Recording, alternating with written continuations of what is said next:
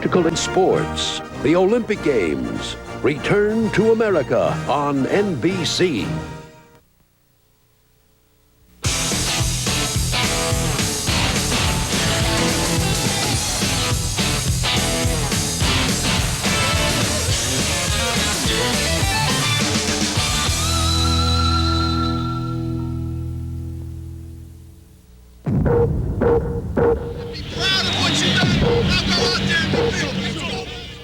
My philosophy has always been shut down the strengths, lose to the weaknesses.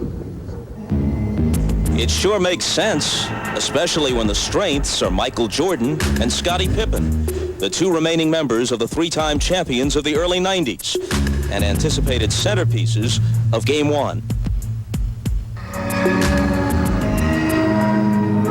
But even on a night when the big two were less than devastating, the Bulls were, as ever, resourceful.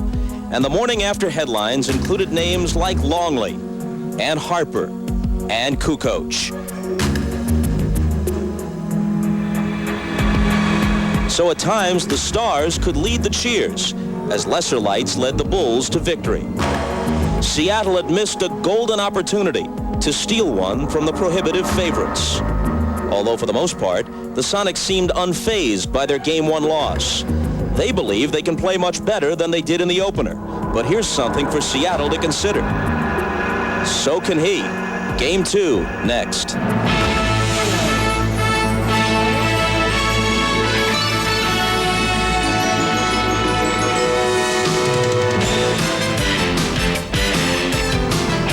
This is the NBA on NBC.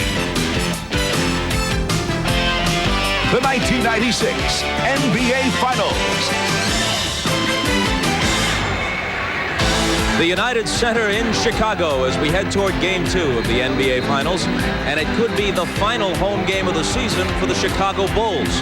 Their plan, and the truth be told, their expectation, is to leave here up 2-zip, finish the job in Seattle, and return home only for the parade. But the Seattle Sonics still believe they can rain on that parade. Shawn Kemp went for 32 in Game 1 before he himself was reined in by fouls. Hi again, everybody. I'm Bob Costas. Game 2 just about 10 minutes away, but there's still talk about Game 1. A nearly classic example of the kind of game a visiting underdog has a good chance to win. Up for grabs entering the fourth quarter, with the Bulls not fully in sync and Michael Jordan not dominating. If Seattle's realistic hope was to get a split in Chicago and then get out of town, chalk up Game 1 as an opportunity missed. Not only did the Bulls prevail, but with their defense dominating the final period, they blew open a close game and won by 17 on what for them really was an off night. A night which saw Dennis Rodman get the better of this exchange with Frank Brickowski. If Brickowski's intention was to rile the Rodman, that strategy backfired. As a result of the elbow, Brickowski was hit with a flagrant foul. He gave Rodman a mouthful. Eventually, he'd continue arguing with both Rodman and Jack Haley, who Brickowski referred to as Rodman's babysitter. Referee Joey Crawford had heard enough at that point. He gave Brickowski a second technical, thereby tossing the brick. Now you have Dennis Rodman, who laughs at the NBA referees, who laughs at the NBA authority. That elbow that Frank Brickowski was a flop. Rodman flopped it into a flagrant foul. And then you get two technicals on top of it. I think the call had a big impact on the game. And there's no way it was a flagrant foul. It was a flop. And that they have Dennis Rodman, who cheats all over the court all the time, be rewarded for acting and flopping, and then let him laugh at us, laugh at the league, laugh at the referee, taunt our bench, and not be punished. Makes me incredibly mad. Frank's an all-around ball player, and they sent him in a goon role and to play a part, and I don't think Frank wants to or needs to play that part. And that's not what's going to disturb Dennis. Dennis is above that, and he's proven it all playoffs. My job is to go in and play defense and keep Dennis off the board, and that's a big job for me. You know, Dennis is a brilliant rebounder. I'm desperate in the sense that I'm here for the first time in my career, and I will do anything to help my team win. And if it means knocking Dennis on his butt, that's what I'll do. And Dennis will do the same to me. So the clarity of all that is cool as far as the championship goes, and I don't have a problem with any of that. 12-year veteran Frank Brakowski, perhaps just a bit embarrassed by all the attention of the last couple of days. What did Dennis Rodman have to say? Well, here's his quote. We've got to play mind games in this series, and so far, so good. And a live shot of Dennis Rodman, who has elected not to change the dew on the dome from Game 1. It's a repeat as we move up to tip-off for Game 2. Marv Albert, Matt Guokas, and Bill Walton, all of whom have remained with their original hairstyles so far as I know, will join us from courtside when we come back to Chicago right after this. Still some daylight left in Chicago. Game 2 of the NBA Finals from the United Center. The Seattle Supersonics and the Chicago Bulls, and tip-off just minutes away. For the first time in this postseason, the Seattle Sonics find themselves trailing in a series. With more on the matchup, we go to our announce team of Marv Albert, Matt Guokas, and Bill Walton. Marvelous. All right, thank you, Bob. And looking back at game number 1 on Wednesday night, so much for all that concern about the 9-day layoff for the Chicago Bulls, because the Bulls did it in every hustle category. Now check this out. When the coaches look at the stat sheets, these are the critical numbers. All Chicago's second chance points, which means they control the offensive board. They had the edge in fast break opportunities, and they took advantage of Seattle turnovers.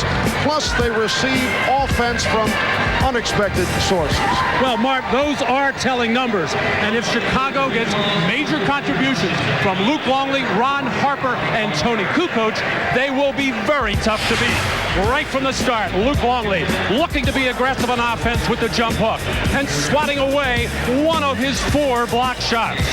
And for much of Game 1, Ron Harper neutralized Gary Payton, coming up with a steal and turning it into one of those easy baskets. And Tony Kukoc found his long-lost three-pointer and this terrific move inside. The Chicago Bulls have so many different weapons besides the ultimate one. And Bill, in Game 1, George Karl pulled a surprise as he matched Detlef Schrempf at the start against Michael Jordan, which did not work. What do the Sonics have to do tonight? Marv, Seattle, they need to get back to basics. In Game 1, Seattle never gave their real game a chance to see if it would work. Their defensive strategy of putting their worst defensive player, Detlef Schrempf, on Michael Jordan. Sure, it held him to 28 points, but this was a non-contest as Detlef Schrempf could not get anything done except show the ability to usher Michael Jordan all the way to the basket. Gary Payton, on the other hand, was dwarfed in his matchup by Scottie Pippen. Pippen took him inside, just battered him at will. Gary Payton, he has to have a huge offensive game. That was not the case in Game 1. Now, the NBA Finals is a very tough place to experiment with gimmicks. But then again, Marv, nothing else has worked against the Bulls this year either. All right, and for more on the Bulls and the Sonics, we have double coverage on the sidelines with Ahmad Rashad and Hannah Storm. We have reports from both. Let's start with Ahmad. All right, thanks, Marv. It's a great record-breaking season for the Chicago Bulls. They won all the individual awards. Coach of the Year, Michael Jordan, his 4th MVP. Tony Kukoc, 6th Man of the Year. And there was another dramatic presentation made today as the team equipment manager, John Ligmanowski, awarded Jack Haley the top team cheerleader of 1996. One other note, that Seattle has the glove and Gary Payton. Well, Ron Harper, because of his play in Game 1, has now been nicknamed the Mitten. He said he doesn't like the Mitten. If you're going to give him a nickname, call him the Straight Jacket. Now, for more on Seattle, let's go down to Hannah. Thanks, Ahmad. Well, the Sonics experiment of starting Detlef Schrempf on Michael Jordan has lasted all of one game. They're going to return to their normal defensive rotation for Game 2. They're going to start Hersey Hawkins on Michael Jordan. They're not going to designate any defender who come over and help on the double team. Instead, the help is going to come from the man closest to the ball. They, however, are going to get no help from one of their top defenders, Nate McMillan. The co-captain was shooting around before the game. Apparently, however, that was just as a decoy. He feels that he re-aggravated his back injury in Game 1, doesn't want to risk permanent injury, told me he'll not only sit out this game, but in all probability the remainder of the finals. Mark? All right, thank you, Hannah. So coming up in just a moment, Game 2 of the NBA Finals from the United Center in Chicago.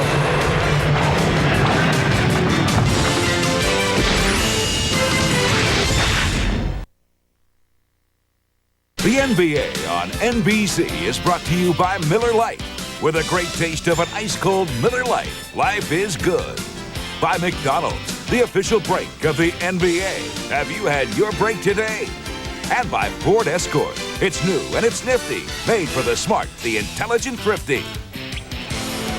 On a breezy 52-degree rainy day in Chicago, we welcome you back to the Windy City. Throughout this season, the Sonics have been a good bounce-back team, hoping to do it tonight to even up this series at 1-1. A look at the starting lineups.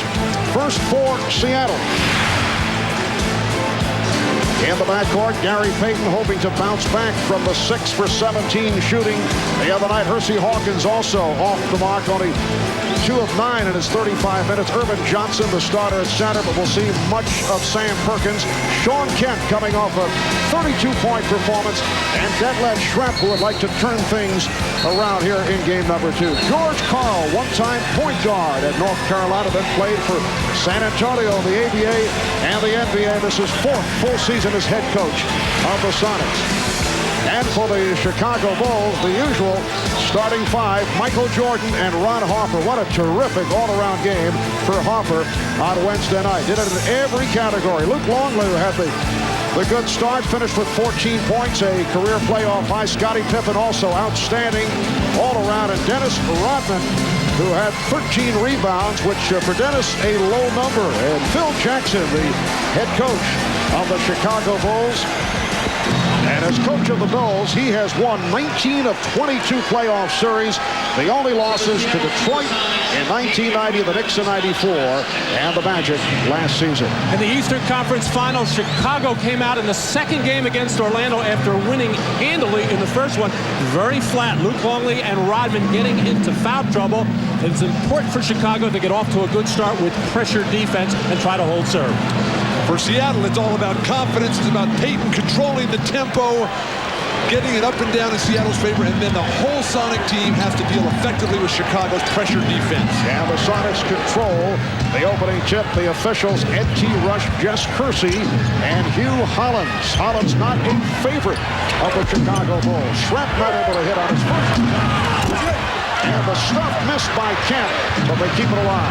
Oh, much like game 1 started, a couple of offensive rebounds for Seattle as the Bulls standing flat-footed.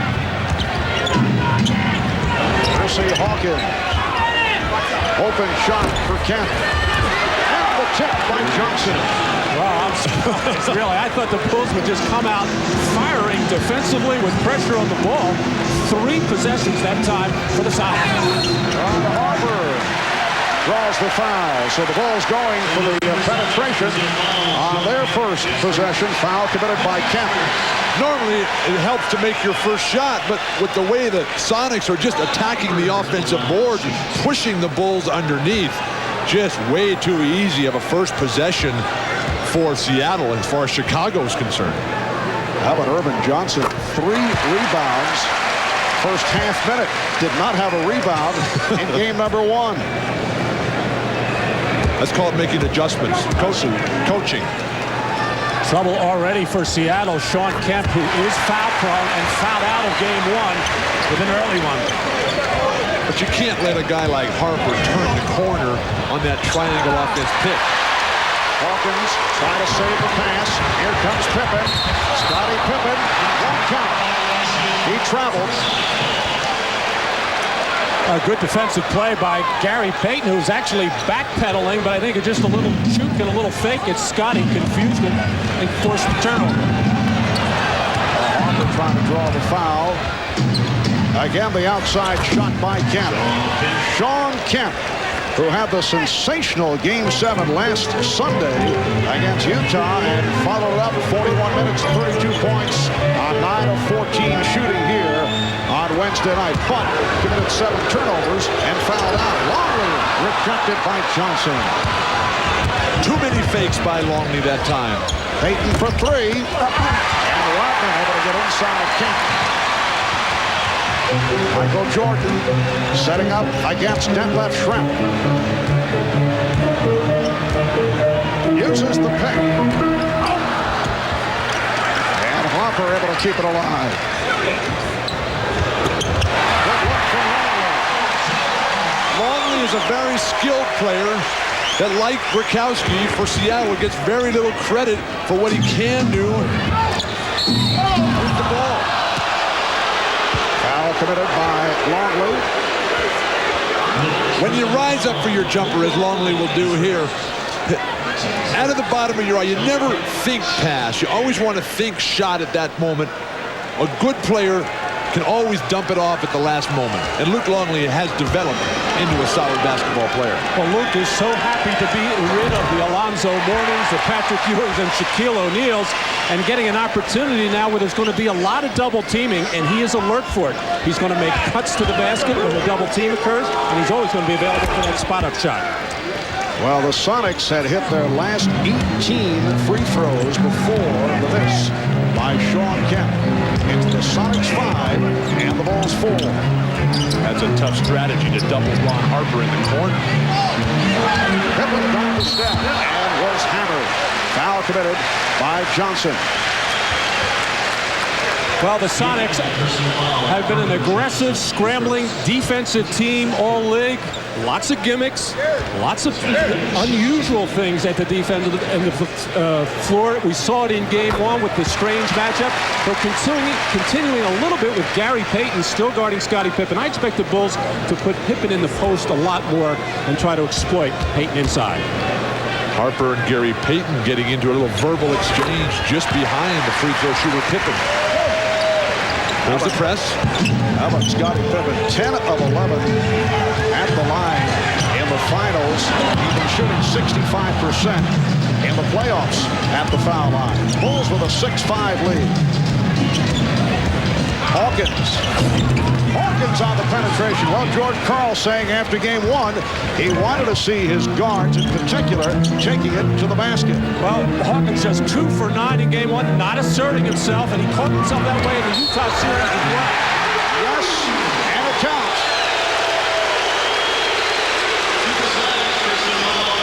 Sometimes Hersey Hawkins, who's such a good perimeter shooter and a three-point threat, relies on that perimeter game so much, and it will draw the defense out. And when you get that opportunity, you've got to attack the basket. Luke Longley continues to be aggressive at the offensive end, not feeling any pressure at all from Irvin Johnson.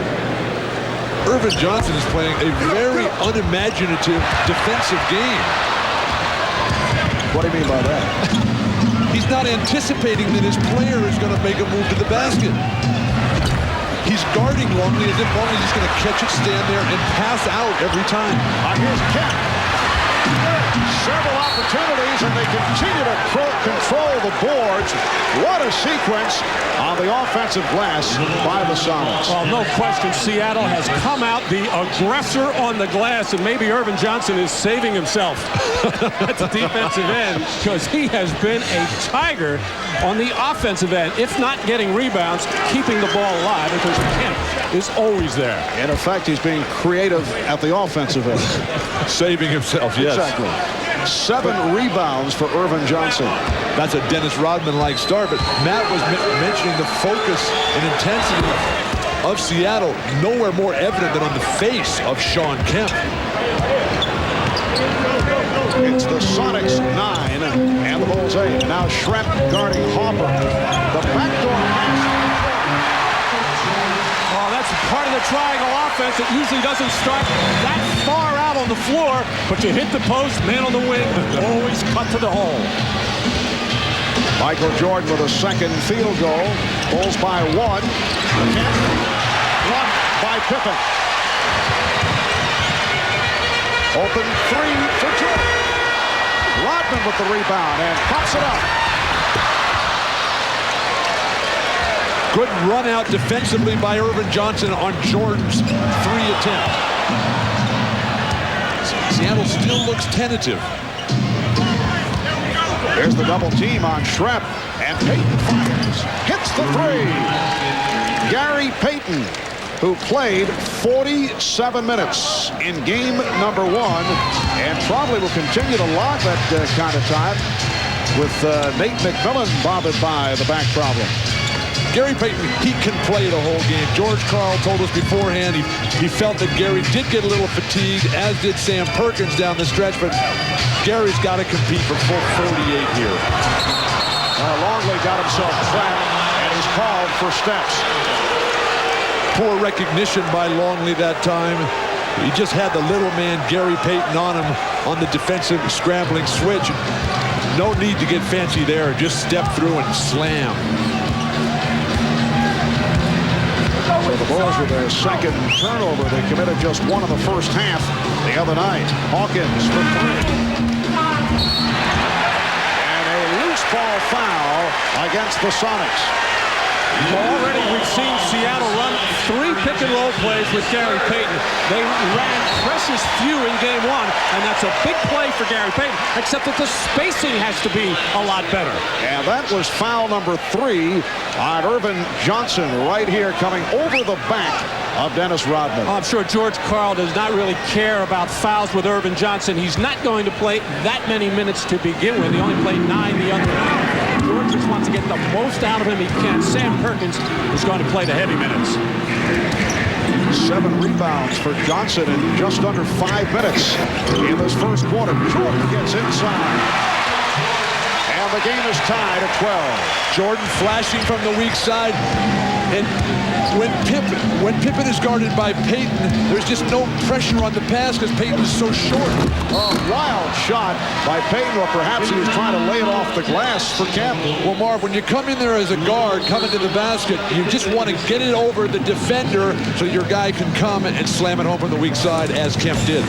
Foul was called on Scottie Pippen. A timeout is taken with 6:43 to go in this first quarter. Well, for Scottie Pippen, there are ties to the Seattle franchise. He was actually the Sonics' first pick, 5th overall in the draft back in 1987, but never played for Seattle.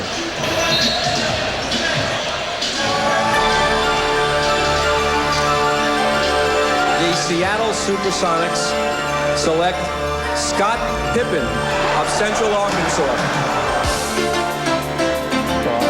As a young player and coming out of NAIA high school, I was very excited just to get drafted that highly. And, you know, knowing when I left my hotel room that there was a trade on the table for me to come to Chicago after being drafted by Seattle, I was just pretty much, I guess, happy and hoping that the trade went through so I would have a chance to play with Michael.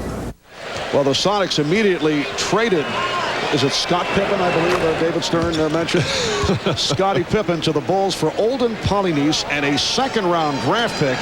You recall the Sonics nearly got Scottie Pippen back in a deal involving Sean Kemp 2 years ago. That was a deal that was on the table that Seattle pulled back. Remember, that was during the time that Jordan was not playing basketball. Chicago looking more to the future. I think both teams very happy that that trade was not made. Actually, the trade that was not made changed the history, the recent history of the NBA.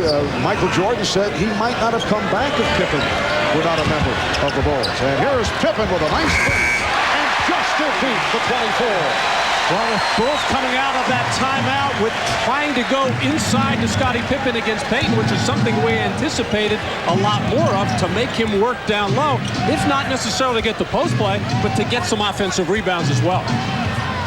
So the Bulls by 1, just under 6 minutes remaining first quarter. Crowd wanted to travel on Payton. Hawkins for Schrempf, and he just did beat the 24-second buzzer.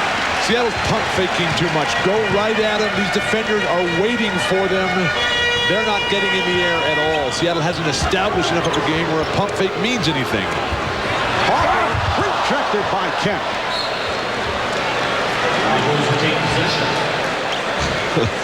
Scottie Pippen saying, so you're the defensive player of the year. I just faced you up. I should have won that award. Yes, Scottie certainly enjoyed doing it against the man they call the Glove. 5.5 remaining in this opening quarter. Down to 7 on the shot clock, and the Glove just did pick one off. Good poke away by Perkins as well. Schrempf. Well, Detlef Schrempf missed his first 4. Similar to the scenario in game 1. Got off to the slow start. And that was his first field goal. Sonics lead by 1. Good thing for Seattle is how many shot attempts they're getting, as Jordan is feeling it perfectly early on. But Seattle has taken twice as many shots as Chicago has. That's something they don't normally do. About 10 offensive rebounds, but Bill, they've only turned it into 4 points, so it really doesn't matter how many you get, other than it shows you're aggressive, but you got to capitalize. Here's Shrimp. Kemp. Oh, what a move by Sean Kemp. So Kemp with 8 points. In years past, Sean Kemp would have made that play into something so much more difficult. He would have tried to double clutch and scoop, flip shot. Who knows how you can describe it. Now just playing so disciplined, so under control. Jordan. The fadeaway on target, and Michael is 5 of 7. He has 10 points. Bulls lead by 1. Talking to Ahmad before the game after his conversation with Michael Jordan. Michael Jordan lights up when he sees Hersey Hawkins as a defender. Jordan for Rodman with Payton back. Gets it back to Pippen. Well, that would have been nice. Not enough Bulls running the floor. Hawkins for 3. And back comes Jordan. Pippen putting the move on Hawkins. And hit it. Bulls lead 20-17. Now this is Chicago Bull basketball. Any kind of steal, any kind of missed shot, they want to get out on run. But so far, they look very tired to me. Very heavy leg. But man, it's also Seattle Sonic basketball. The question is it enough? These teams are so similar. It often seems, though, like Seattle just comes up a little bit short, almost as if they're Bulls light. Very nice play.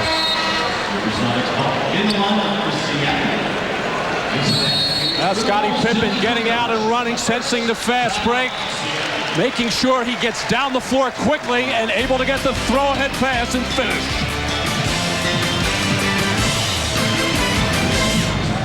NBA Finals on the World Wide Web at finals.com. Game previews, player bios, audio and video clips, and more. Finals.com. Check it out. Chicago's offense not very crisp, but it's always nice to have this man to bail you out. No pressure on the pass from Pippen. Double team, just too slow to get there as Michael turns away from it for that jump shot. And now just taking Hersey Hawkins down to the baseline. Payton coming way too light as Michael rises in the air. But the good thing for Seattle is the type of shots Jordan's getting. In game 1 against Detlef Schrempf, he was just driving right through. Hersey Hawkins forced him to the fadeaway. Hannah Storm's got a report from the Sonic bench. George Karl asking Gary Payton if he wanted to switch off defensive assignments and take Ron Harper. He's going to do that. He's also telling his team that the Bulls overreact to their penetration. So don't forget, when they penetrate, to kick it back out. Simple basketball. He's telling his team to stick to the basics. Bill? Mark? Take your pick, Bob. That is the second turnover committed by the Sonics. 3:06 remaining in this first quarter, and the Bulls lead by 1. Well, we talked about Payton having to have a huge offensive night. Only 1 for 3 tonight to start the game. Not a good sign for Seattle. And a foul called by Ed Rush. Foul committed by Kemp, and that is his second. Scottie and Michael anticipating a little denial overplay by Gary Payton, trying to set up a backdoor cut to the basket. Terrific help on the part of Sean Kemp. The body was there, but the reach in, and he just cannot afford to pick up those kind of fouls. He had his body there, he just had to keep his arms tighter. So much of defense is anticipation. We saw Irvin Johnson in the early going just standing there flat-footed. That time, Sean Kemp did not even make a play for the ball, did not visualize in advance what could possibly happen. Now he's on the bench watching, dreaming about it. And the Bulls now lead 22-19. Tony Kukoc on the floor, applying some pressure on David Wingate, who just checked in. Wingate with 2 minutes of playing time the other night, and picked up 2 quick fouls in trying to guard Michael Jordan. Illegal defense called for the first time. And with Sean Kemp on the bench right now, Sam Perkins will become the primary post player right now. Of course, Sam is very effective on the perimeter with that three-point threat, but they have to put somebody inside to make the defense react.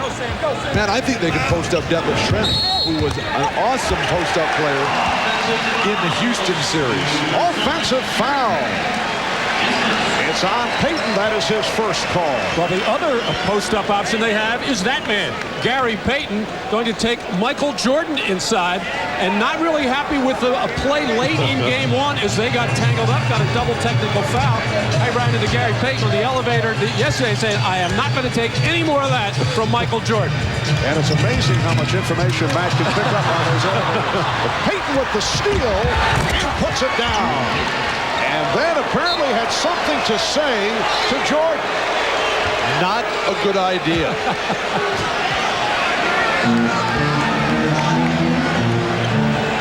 Whispering sweet nothings into the ear of Michael Jordan. 1 point, Chicago lead. Offensive foul on Pippen. Well, Gary Payton was told by his coach, George Karl, late in game one and yesterday as well, I want you to get a little crazy out there. I want you to be yourself. I want to see some arrogance. I want to see the Gary Payton that helped lead us to 64 wins. And there's a little bit of it right there, and you have to be very careful with that. Not only because the officials will nail you with the tee, but you do not want to fire up Michael Jordan in this building or any building for that matter.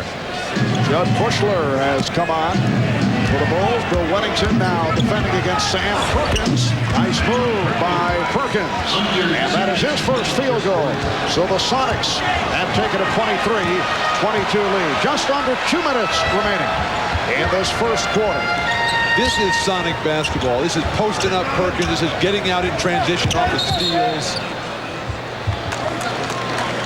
Sam Perkins can swing that left-handed hook from the low box. Realizes he's got Wennington, who's a position defender, not an athletic one, not a leaper. Get that whenever he wants. Nobody goes up top to block for Chicago. 3-second violation against the Bulls, giving the ball back to the Sonics. Perkins again working on Wennington.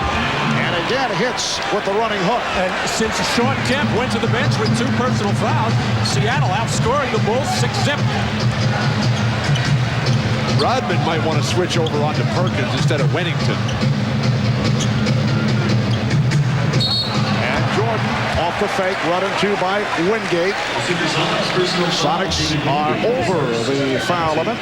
Milk whatever's working. Seattle coming right back to Sam Perkins in a mirror image of what we saw the time before. Run that play until they stop it. It's been a long time between field goal attempts for the Chicago Bulls. They are 8 of 14 from the field, as opposed to Seattle. They've attempted 27 shots, 10 of 27. And Jordan and Pippen have combined to take 10 of the Bulls' 14 shots. Marv, I think the layoff did hurt Jordan, did hurt Pippen. I don't really believe they'll get into full swing until Game 3 Sunday night. Little bit of stiffness.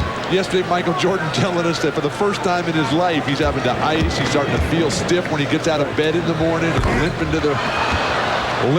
to get going. Nice to see that he is human. Yes, he said he did not quite have the feel in game number 1. Perkins. And a foul is called.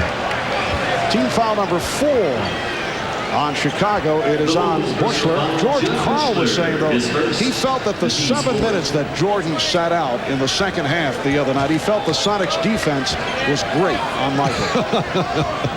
He wanted to make sure that point got if he can just get Michael Jordan on the bench for 48 minutes, then everything would be fine. Sonics by 2. And we're down to 45 seconds to go in the first quarter. Schrempf posting on Rodman. Shot clock at 5. Oh, nice move on a fadeaway by Detlef Schrempf. After a good defensive play by Tony Kukoc, who came down to help and actually batted the ball right back to Schrempf, giving an assist. Kukoc. Rodman. Well, Dennis Rodman able to keep it alive. Last touch by Seattle. And here comes Frank Burkowski, not a favorite here in Chicago, off the flagrant foul and the consecutive technicals as he got involved with Dennis Rodman and then Jack Haley in game 1. 8 run by the Sonics. The Bulls are holding for a final shot of this first quarter. Illegal defense. The call against Seattle, the team that led the NBA in that department. What's interesting there is Sam Perkins coming out to double team Michael Jordan to get the ball out of his hands. Michael just so smart, just didn't give up the ball right away, tried to explore. And when there's an illegal defense call in the final 24 seconds of the quarter, it means an automatic technical foul awarded. So Jordan to the line. And Michael is now 1 of 3 at the line. Barb, I was talking with Rodman about this whole thing with Brikowski, and he was saying that the Bulls really won 2 games on Wednesday night. They won the basketball game, and they won the head game as well. Funny thing, Brikowski and Haley say that they're very friendly off the court. They're going at each other as Brikowski was leaving, but they spent a lot of time in the offseason. Curry just checked in, time running down. Jordan checked the clock, and that is too late. So after 1, a solid first quarter for the Seattle Sonics as they lead the Chicago Bulls 27-23. Sean Kemp with 10, but he has 2 fouls. Michael Jordan 5 of 7, leading the Bulls with 11. You're watching the NBA on NBC. NBA on NBC, the 1996 NBA Finals. Sam Perkins in his 12th season out of North Carolina, again providing a lift off the bench for the Seattle Sonics. He and Michael Jordan, teammates at North Carolina on the Tar Heel squad that won the national championship for Dean Smith back in 1982. A look at a younger version of Michael and Sam. And they share the cover of Sports Illustrated magazine, the college basketball preview issue, predicting #1 ranking for North Carolina. Michael, meanwhile, sitting down. He'll get a rest as the second quarter gets underway. Well, that was a key 3-minute stretch at the end of the first quarter for Seattle, outscoring the Bulls 8-1, while Sean Kemp was sitting on the bench with 2 personals. All right, Harper and Kerr in the backcourt. Kukoc, Bushler, and Sally up front. Illegal defense again against the Sonics, so another technical foul awarded. David Wingate at the top watching Steve Kerr, who is not off to the best start in this series. Steve had his problems in game 1, missing all 5 of his shot attempts. We'll try to get on the board here, but David Wingate has to stay very close to Steve Kerr because they don't want to give him open looks from 3. Many of the starters giving the business to some of the guys coming off the bench like Kerr and Bushler, who are not able to hit and who have done such a good job during the regular season and the playoffs. Bushler said he was too pumped up. As did Kerr tell me the same thing. Jordan's asked him, how many times I got to win this game? Will you guys please make a shot? Here is Kukoc. And back come the Sonics. Payton in the open floor, putting the move on Kerr. Oh, Gary Payton with a very impressive start. He now has 7 points, and the Sonics lead by 5. The good thing for the Sonics is that they're not making wild turnovers that are leading to open court play for Chicago. They're making Chicago play the half-court game. And the foul called by Ed Rush.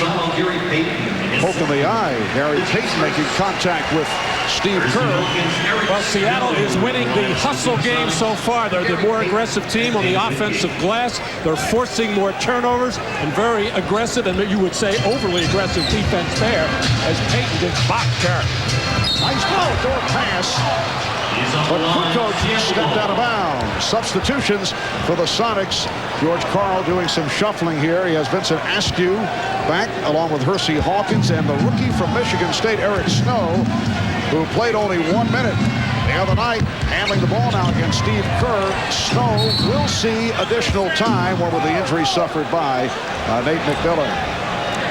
14, 22, double ball. And a double foul has been called. It is on Sally and Perkins. And there is Nate McMillan, who has a nerve impingement in his back that has led to shooting pains down the left leg, and he said doctors told him it will not improve until the offseason when he can rest it. A rare Seattle turnover. Hopper from deep. Yes. Sonics by 3. We saw Seattle's inability to feed the post properly in game 1. That time, turnover leading to fast break points for Chicago. Perkins trying to shake off Sally. A couple of veterans going at each other, and a hold is called on Sally. Well, Ron Harper has been a key player for the Chicago Bulls all season long because he has found his niche as a defensive catalyst, playing the toughest guard in the backcourt. In the early season, it was Jordan playing point guards. Now it's been Ron Harper, and his offense has picked up in the playoffs. Here's a double on Perkins. Askew lost it. They'll double off Askew. He's not as great a three-point shooter as some people think out in the Western Conference. Hopper putting moves on Snow. Good box out Brokowski. Hawkins with the head fake. Crowd wanted to travel. Hawkins with a beautiful move. You can see the mindset of Hersey Hawkins. Not going to just stay out and work that three-point line, going to attack the rim every chance he gets. Hersey, a native of Chicago, telling us his Bushler is able to hit after going 0 for 4 the other night, and the Sonics now lead 31-28. Hersey telling us not that pleasant playing back in his hometown. The ticket pressure has gotten to him. Illegal defense, this time against the Bulls. And a timeout is called with 9:18 to go in this first half. Sonics with a 31-28 lead. And the question is, will they shoot the technical before we take the commercial break? Yes, they will. Hersey Hawkins beckoned back to the line off that illegal defensive call. Well, George Karl, I'm sure, does not find himself in this position very often during the course of the year with both Sean Kemp and Gary Payton on the bench. It's imperative that he gets that offense from Hersey Hawkins and Sam Perkins. We also have to worry about floor generalship with the rookie Eric Snow. Well, Hersey Hawkins, one of the best free throw shooters in the NBA, missing the technical. We'll be back in a moment. The NBA Finals continue. Game 3, Sunday night at 7 Eastern on NBC. The NBA on NBC is brought to you by Mug Root Beer. The foam goes straight to your brain. By Honda, who offers an impressive family of cars, sport utility vehicles, and minivans. And by LDDS WorldCom, telecommunications service that's one-on-one. Welcome back to Chicago. Sonics with a 31-28 lead on the Bulls, while the Sonics out-rebounded the Bulls 41-40 in Game 1. Chicago did a good job converting second-chance points. They had 17 offensive rebounds to 14 for Seattle. And they scored 17 second-chance points, while Seattle with only 7. A major factor leading to the Chicago victory in Game 1. But tonight, the Sonics have turned it, and they have done it in this department. This is the story tonight off the offensive glass to see Sean Kemp converting a 7-2 advantage for Seattle.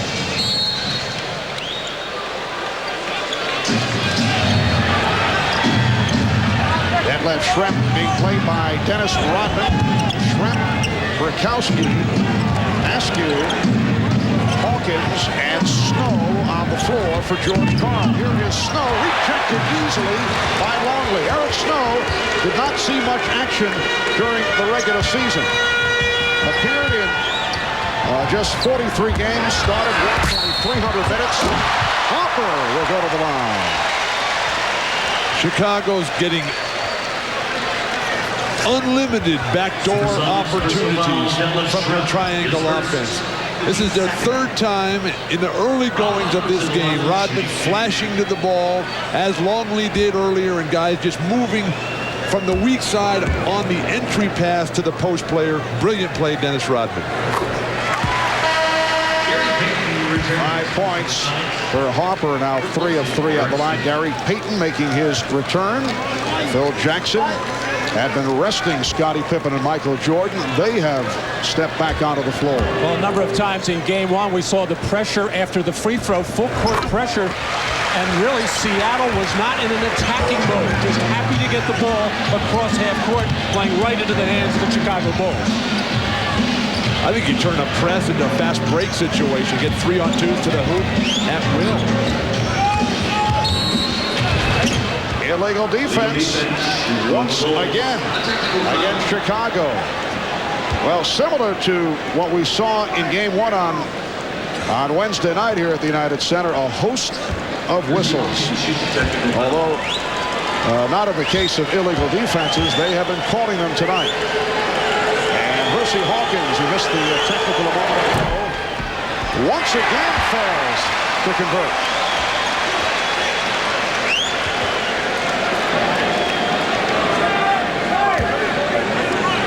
Sonics 31 and the Bulls 30. Game 2 of the NBA Final Series. Game 3 in Seattle, Sunday night, 7:30 Eastern Time. Showtime, hosted by Bob Costas at 7, which is 4 out on the West Coast. And a reach-in is called on Ron Harper. Well, one of the rare times in this series so far where the Sonics have been able to run their favorite pick-and-roll play very deep on that left wing and getting the switch and drawing the foul.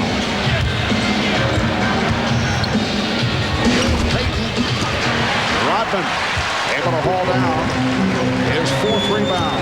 Devin Shrimp scored in the one post-up opportunity he had. They never came back to him. That's a mistake. Two defenders, but could not hit. I've been watching these games, and he's pretty good. Bill picking things up. I think you've been spending too much time in the West. Seattle with the edge on the boards. Sonics with a 1-point lead. Open shot for Harper. A 3 for Ron Harper. And the Bulls have taken the lead. Well, Michael Jordan so smart, getting the double team, getting the ball up right away, getting ready for another pass inside, but nobody went out and challenged Ron Harper. Hawkins guarded by Jordan. Burkowski. Payton inside, pops it out to Astor. Got it carried out of bounds, so the Bulls will get it back. When Harper spots up, they've got to come down because Jordan is such a devastating post player, and Harper's just got that perfect rhythm. He wants some crowd response. Well, he has received the response. The Bulls in the midst of a 7-0 run. Back at the United Center, the Bulls leading the Sonics 33-31. Sean Kemp on the bench in foul trouble. His hamstrings tightening up moments ago, getting stretched out by the Sonics trainer, Frank Furtado, ready to get back in this game. Marv?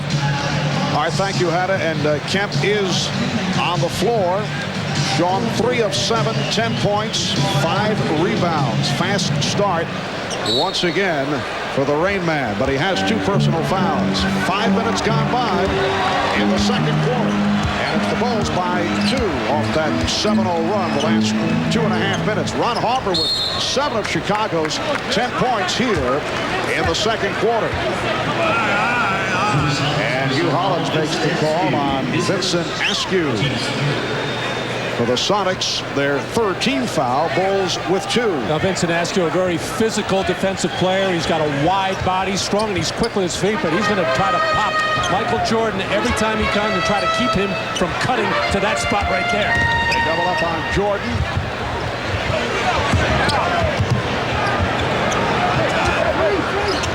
Scottie's holding the ball when it comes to him in the open spot created by others' offense. And again, an open shot for Harper. Rodman able to get to it. Last touch by Kemp. The Bulls just can't seem to get into any kind of rhythm offensively with their triangle. The few times that Jordan's been able to post and turn quickly and shoot is a bit about it. Jordan. And the foul against Rodman. Mentioned the Bulls not able to get into any kind of rhythm. The Sonics defensively somewhat responsible for that, doing a nice job. They have it. We just saw Dennis Rodman get away with one of those pushes that George Karl has been so talkative about the last couple of days. He feels that Rodman gets away with 3 seconds with shoving, pushing, and flopping. Yes, he said that, Kemp looked like he got a poke from Longley. And then turned it over. George Karl was upset with what he called 4 flops by Dennis Rodman in game 1. He felt one was wrongly called the flagrant foul on Frank Burkowski. Lamar and Scottie Pippen works the low post in there. That's Dennis Rodman's game, is to make the other team focusing on him and take it away from Michael Jordan and Scottie Pippen, the guys who are going to light it up offensively. Gary Payton picks up his 3rd foul. Not the kind of game that Seattle needs from Gary Payton to win in this building. Percy Hawkins candidly had an interesting appraisal of his teammate Frank Burkowski. He said that he's very good at bringing out the worst in people. Scottie Pippen with 10 points, and the Bulls now lead by 4. He said that with affection, that he can antagonize, and obviously that could be a plus for a team. Again, illegal defense called on the Bulls. That is the 4th illegal on Chicago. Scottie Pippen getting to the lane. Poor closeout by Sean Kemp. Michael Jordan was just torching him with his right hand. You got to force guys to their offense. And as far as the Burkowski comment by Hersey Hawkins, Mark, this team, they love Frank Burkowski, and his personality adds so much to the overall team chemistry. He keeps everybody loose. He's a very intelligent, very witty guy, outgoing, sort of keeps everybody loose in a situation that often gets very edgy with the volatile personalities on this Sonic team. And he can play, as we saw during the regular season. Percy said that he even got David Robinson annoyed to the point where he was ready to go at it. That's where George Karl thinks this whole situation has developed with Burkowski, where the referees are all over his case every single time. Nice move by Hawkins, and the Bulls now lead 35-34. Harper's hammered by Perkins. And Harper will go to the line.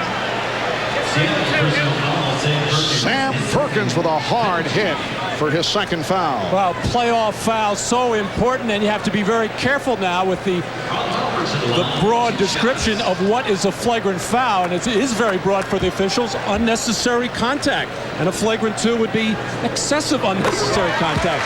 So the officials are covered there. That's just a hard playoff foul. Wise not to call a flagrant foul. As far as Dennis Rodman drawing the attention of other coaches and other players, he does that all the time. I think what George Karl was trying to do was heighten the awareness to the officials, to keep an eye on him, to try to call those 3 seconds, to try to call those flops, and to try to save people like Sean Kemp from committing those fouls. Well, some pressure by Chicago did not work. Hawkins was able to get down court, but blew the layup. Jordan facing the double team, looking for Rodman. I think Seattle should ignore Dennis Rodman except for what he does on the basketball court, which he's not been a whole lot tonight. 0 for 1 from the field and 6 rebounds for Rodman. Bulls lead by 3. We're just under 5 minutes to go. First half. Hawkins with the room. Well, Hersey Hawkins showing some signs. That was a 3-pointer. He has 10, and the game is tied at 37. It's Seattle style. They're penetrating and dishing for wide open threes. Basket won't count. Foul before the shot attempt. But the Sonics over the limit, so Jordan will shoot a pair. Well, Michael Jordan knows that he can get this ball anytime he wants, and he knows where that double team is coming from. So he makes that hard, quick spin move to the baseline to avoid that double team. And Hersey Hawkins just not strong enough nor quick enough to keep Michael from turning baseline. So the Bulls by 1. As I look at Phil Jackson at the Chicago bench, I'm wondering, what does the John Calipari contract with the New Jersey Nets, a reported 5-year, $15 million due to Phil Jackson's negotiating with the Bulls? I think it has to strengthen his position. I was in Phil's office with him before the game tonight, and obviously everyone's ecstatic that John Calipari got this great deal, but what does that do to Phil Jackson and Larry Brown and all these other proven coaches in the NBA to their salary structures? Well, Kemp will go to the line. Well, Calipari is in Pat Riley territory in terms of salary. Except for a piece of the team, which certainly changes that yes. dramatically, but still. And also the per diem, I should point out. Although I'm not sure what John did get in that department. Hard to think of a better coach in basketball today than Phil Jackson. I'll tell you what, he was not happy with that last three-point shot a couple of possessions ago by Hersey Hawkins. That's the one thing he wants to keep Seattle from doing, because he knows that's the one thing that can beat them, especially in this building. And the leg block, kickball, providing a new 24 for the Bulls. Steve Kerr back on the floor. It's Kerr and Jordan in the backcourt. Longley, Rodman, and Pippen up front. 4 minutes to go in this first half, and the game is tied at 39. Scottie Pippen. 12 for Pippen, and the Bulls lead by 2. Well, we see it on both ends. How many good things happen when you penetrate, get into the lane, draw the defense, and find the open man. Last touched by Jordan, able to break it up. Michael Jordan gets isolated here with Detlef Schrempf. The double team comes, but it's ineffective, and they're still able to get whatever they want. You got to keep them inside that double team. Kemp digging hard. In Longley in a collision. Longley is hurt. Kerr shooting. Rodman tipping it to Pippen. Jess Kersey waves it off, calls a 3-second violation. And Luke Longley shaken up, looking over at the Bulls bench. Well, that's the call that George Karl was hoping he would get, and that was an easy one because Dennis Rodman was camped in that lane, and then a very hard behind the back, not really it was a flip at Eddie Rush, who put that whistle in his mouth, thought about calling the technical. But Luke Longley went over to Phil Jackson and said, I got to come out, coach, I'm beat up. And Phil Jackson pushed him back out there and said, get back down there and play some defense. Longley's going to get hammered by the elbow. Unintentional, of course, just a continuation play, but there's certainly blood on Luke Longley at this point. And the blood leading to the stoppage in play. Bulls trainer Chip Schaefer taking a look. Luke took a pretty good shot in that left eye, but Phil indicating play through it. Short! Oh! He posterized Scottie Pippen. He is the quickest dunker and the most explosive dunker in that situation. The game is tied at 41. As Kemp started to accelerate, offensive foul on Jordan. You can see Pippen wanted no part, understandably, looking to get out of the area. And a timeout call now by Chicago. 11 turnovers now for the Bulls. Here's the move by Kemp, serving up a facial, which is enjoyed by the Sonic bench. 2:55 remaining, first half, and the game is tied at 41.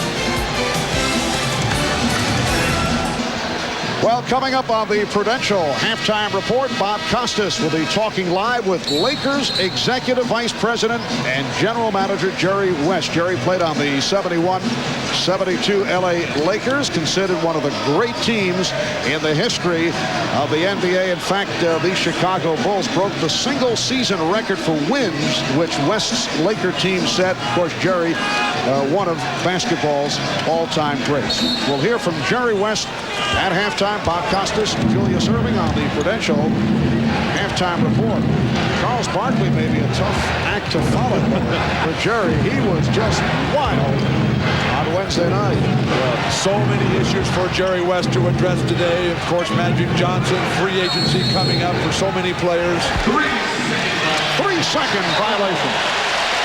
And the Bulls get it back. 2:37 remaining first half. The game is tied at 41. And George Karl gambling right now and leaving Gary Payton on the floor with 3 personals.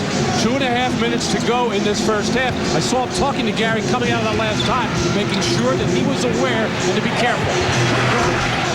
He's been off the mark after the excellent game on Wednesday. Shrimp set the pick. Payton to the fadeaway.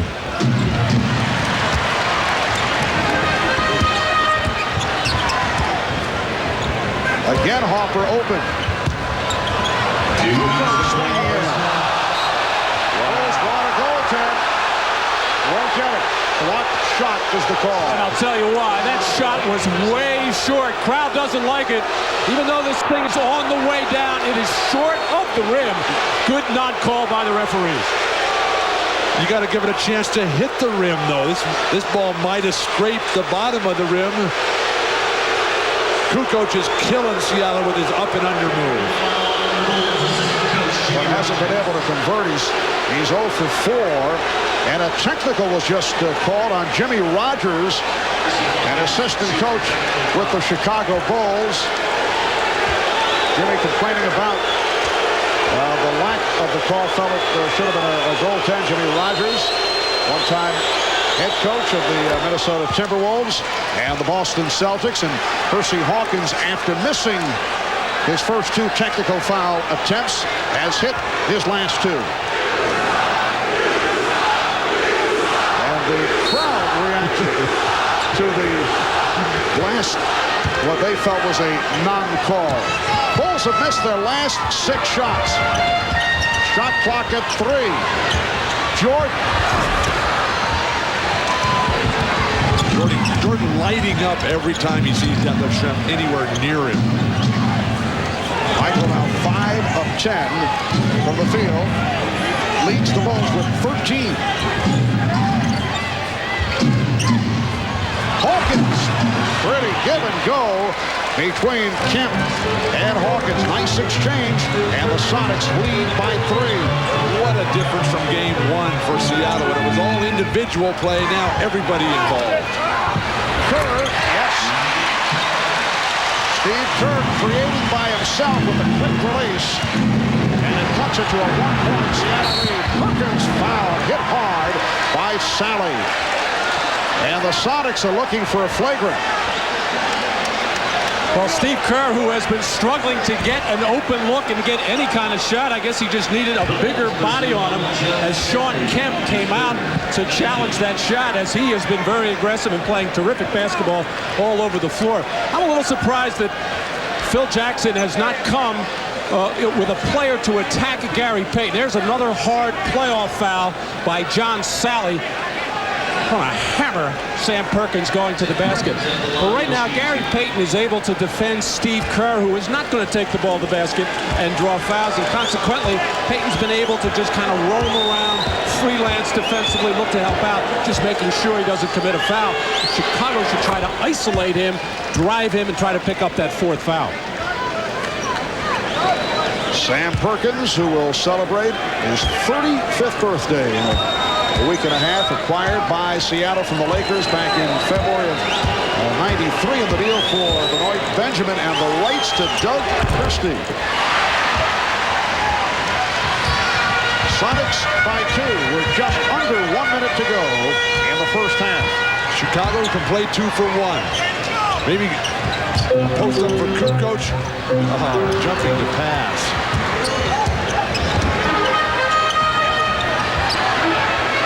Jordan for 3. That was an offensive sequence that was not going anywhere, and Michael able to bail them out. But more of the interchangeable pieces for Chicago. Makes them turn broken plays, allows them to get into something really good. And when you have Jordan who can make everything, that makes up for a lot of sin. Bulls by 1. Perkins for 3. So it will be Chicago ball, 23 seconds remaining in the half.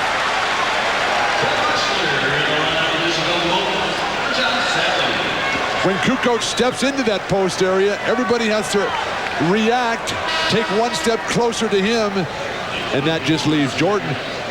Seattle's done a good job of keeping Jordan out of the basket area. Jordan's not beating people off the dribble the way he did in game one. Well, George Karl not gambling anymore. He had gotten Payton out of there with a minute to go, now making sure Kemp doesn't get his third, as the Bulls like to spread the floor in this situation, normally with Kukoc. Down to 10 seconds in the half.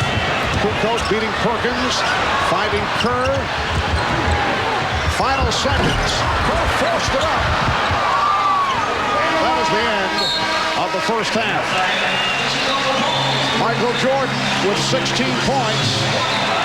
Scottie Pippen with 12. Sean Kemp leading the way for the Sonics with 14, and Hersey Hawkins with 13. It's the Bulls 46 and the Sonics 45. Back in a moment with Bob Costas and the Prudential halftime report. But first, let's pause for these messages. This is the Prudential halftime report, brought to you by Prudential. Live well, make a plan, be your own rock. Halftime of Game 2 at the United Center, with the Bulls leading the Sonics 46-45. Michael Jordan leading the way with 16. Scottie Pippen a dozen. For Seattle, Sean Kemp with 14, and Hersey Hawkins, who was cold in Game 1, has 13 at the half of Game 2. Bob Costas back in Chicago. I'll be joined in our next segment by Julius Erving, but first, we have an opportunity to talk with Jerry West, the one-time Laker great who played in 9 NBA Finals. Known as one of the great clutch players in NBA history. Altogether, he played 14 seasons for the Lakers, and for the past 14 years, he's been in charge of basketball operations for the Lakers. Now, before we get going with Jerry, we should mention that NBA rules regarding tampering preclude Jerry or any other general manager or director of basketball operations around the league from discussing other teams' free agents until July 1st. So whatever the Lakers' rumored interest might be in Shaquille O'Neal or anyone else, we can't even put that question to Jerry. He's not in a position to comment. But you can comment about this, and you've been talking about it all year. You played either with or against almost all the teams that have been compared to these Bulls as on the short list of the great NBA teams of all time. Where do you place the Bulls? Well, this is truly an incredible team, Bob. They have almost anything you want. Maybe arguably the greatest player to ever played on a team in one time. I think the impressive thing about this team is they can beat you almost any way. They can play a low-scoring game. 3 tremendous defensive players. And Michael Jordan's presence on both ends of the court, that's a real special package to have in one player. Is Michael Jordan the best player of all time? Bob, it would really be hard to argue against this because, I think one of the ways you measure a player, how many games you win, how many championships you win, and whether or not you really are a factor for your team all the time. Well, he's not only a factor on the offensive end, but the defensive end, I think he's nearly as great, and everything he does offensively overshadows the incredible defensive abilities that he has. This might seem like sacrilege to say. There's no way you can say that the Bulls aren't the best team of all time, but I think with modern marketing and short memories, maybe they get overrated in comparison even to teams of a decade ago. Riley's great Laker teams with Kareem and Magic. The Celtics of '86 with a great front line. Not to mention your Laker teams of the '70s or Russell's Celtics or Wilt's 76ers. They'd be good series in any case. Well, Bob, obviously I think that games would be competitive, but, the NBA has changed so much. There's this enormous marketing that goes on behind all these teams today, and I think when you have a player like Michael Jordan, he commands so much attention that his teams always are going to be perceived as being the best.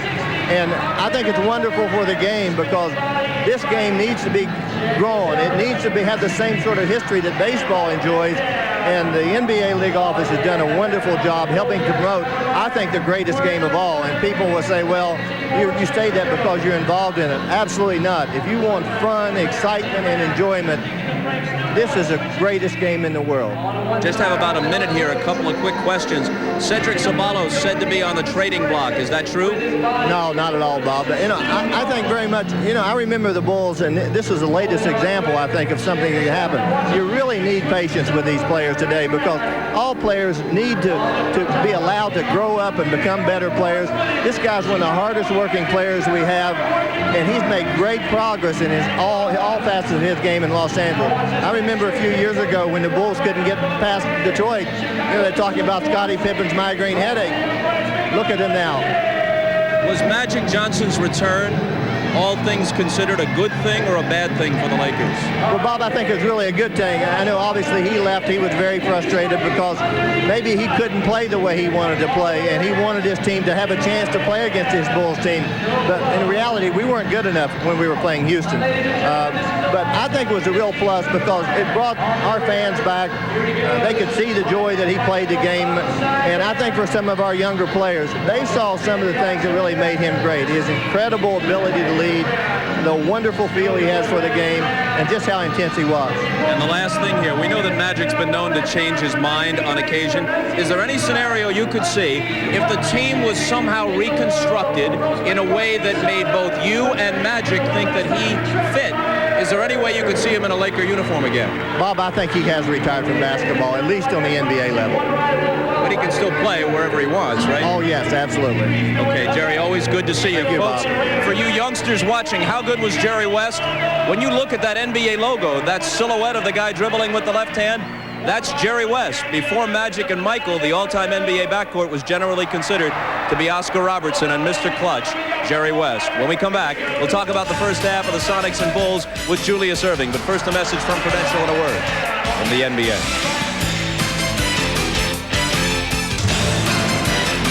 The Bulls lead the Sonics 46-45 at the half. Very ecumenical gathering politically with Jesse Jackson on the left side of the aisle and the presumptive Republican nominee Bob Dole from the right, and they can agree that NBA action is fantastic. We're joined by Julius Erving. We should mention that our colleague Peter Vesey is a little bit under the weather, hasn't been here in Chicago. He'll join us for Game 3 Sunday night in Seattle. Your thoughts on the Sonics game plan approaching Game 2? Well, I'll tell you, all those people you mentioned don't get my heart fluttering the way that Jerry West did. He was one of my heroes for sure, Bob. But the Sonics came with a very strong game plan today. They decided to play deliberate basketball. They were conservative offensively, only looking for the high percentage shots, trying to get Sam Perkins and Sean Kipp in the lane, and certainly Hersey Hawkins getting 11 points in the second quarter helped their cause. So if you're George Karl, you feel pretty good in the locker room? Well, I think you have to feel pretty good about the first half, but I got a sense that Chicago was just sort of laying back, letting their reserves get a little bit of playing time, and the starters in the second half were going to step it up a little bit. I had the feeling that Chicago was playing at about 75% of its efficiency. Okay, Doc, some NBA news. The New Jersey Nets made it official today, hiring former UMass coach John Calipari as both head coach and executive vice president of basketball operations. The deal is for 5 years, and reports are that it's for a total of $15 million. I was asked, did you ever dream this would happen? And I said, yes, I dreamed about this. I'd be on a run dreaming about coaching in the NBA, coaching against the Celtics and the Lakers. I'm coaching in the league that has the greatest coaches in the world. I am juiced. I'm not sure what I'm up against, but I'm juiced about it and the opportunities I have. Turning to action today in the French Open, two men's semifinals, and Pete Sampras, the top seed, was overwhelmed by the Russian Yevgeny Kafelnikov. Sampras lost a first-set tiebreak and then was never in the match, winning just 2 games in the final 2 sets. If you don't have it, you just don't have it, and clay is the surface that, you know, it's not like you can hit your big serves like on grass and work your way into the match. You know, he started playing a little bit better, but you know, it's hard to say what might have happened if I would have won the first, but I obviously didn't, and I just went straight downhill from there.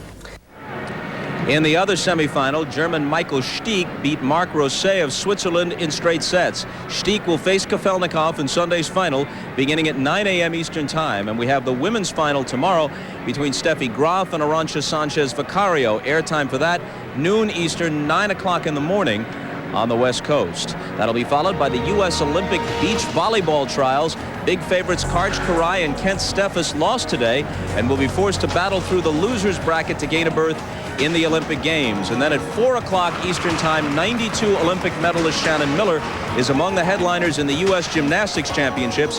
Also featured in the competition is 14-year-old sensation Dominique Moceanu in the last major competition before the Olympic trials. One other note, immediately following tonight's Game 2 on CNBC, we'll bring you a half-hour post-special, plenty of interviews and analysis on CNBC right after the game. It's halftime in Chicago. The Bulls leading the Sonics by 1. Back to Marv, Matt, and Bill after these messages from your local station. This has been the Prudential Halftime Report, brought to you by Prudential. Live well, make a plan, be your own rock. Welcome back to Chicago. The Bulls with a 46-45 lead on the Seattle Sonics. And NBA Commissioner David Stern always likes to bring a pal to the game. Tonight it is Denzel Washington, who is probably the best actor in the building except for Dennis Rodman. Absolutely. Yes. Matt, I thought the Bulls off their rhythm in the first half. Well, they were outworked on the boards, which is very unusual, and Chicago careless with the ball, despite having the 1-point lead. The way they always get themselves going, however, pressure defense in the second half. And Bill, for the Sonics, better ball movement in that first half. Absolutely, Marv. Seattle's style was so much better. There were lots of players involved, good passing. They still need more post-up and more Gary Payton. All right, let's take a look at the Miller Lite halftime statistics. Seattle 17 of 41, 42% from the field. Chicago at 15 of 35. They picked it up after the bad start. Hersey Hawkins coming on strong in the second quarter, finished with 13 points on 5 out of 8. In the assist column, Chicago with a 13-5 advantage, and Michael Jordan in the first half, 16 points in his 21 minutes on 6 of 11 shooting. We'll be right back. Ahmad Rashad back at the United Center. Now, at the end of the half, you saw Michael Jordan walking off the court a little bit upset. This is what he was upset about. Just when he was going up, David Wingate appeared to undercut him, which really upset Michael Jordan. Now, if we go back to Game 1, it happened once again. This is where it started. Michael and David Wingate going at it underneath the boards, and he was very upset. He wasn't the only one upset. Phil Jackson really lambasting his team, telling them that they're just getting overplayed all over the court. Let's go down to Hannah. Ahmad, in the first half, the Sonics were effective when they did post up, but they didn't post up very much. George Karl is going to look for more of that in the second half involving Kemp and also Perkins. He says Hawkins has the hot hand. They're going to try to get him some stuff on the pick and roll. He said the key is to just penetrate the Bulls' pressure and then pass the ball, make some shots for each other. He said if it's a one-point game in the fourth quarter, he thinks they can win this one. Marv? Thank you, Hannah. Bulls 46, Sonics 45 as this third quarter gets underway. Luke Longley with a nice dish from Michael Jordan. We saw Luke Longley head back to the bench late in the second quarter, and we're told he required 5 stitches to close a cut over his left eye. So the Bulls now lead by 3. There's Sean Kemp with a series of moves rejected by Longley. Schrepp for 3. Yes.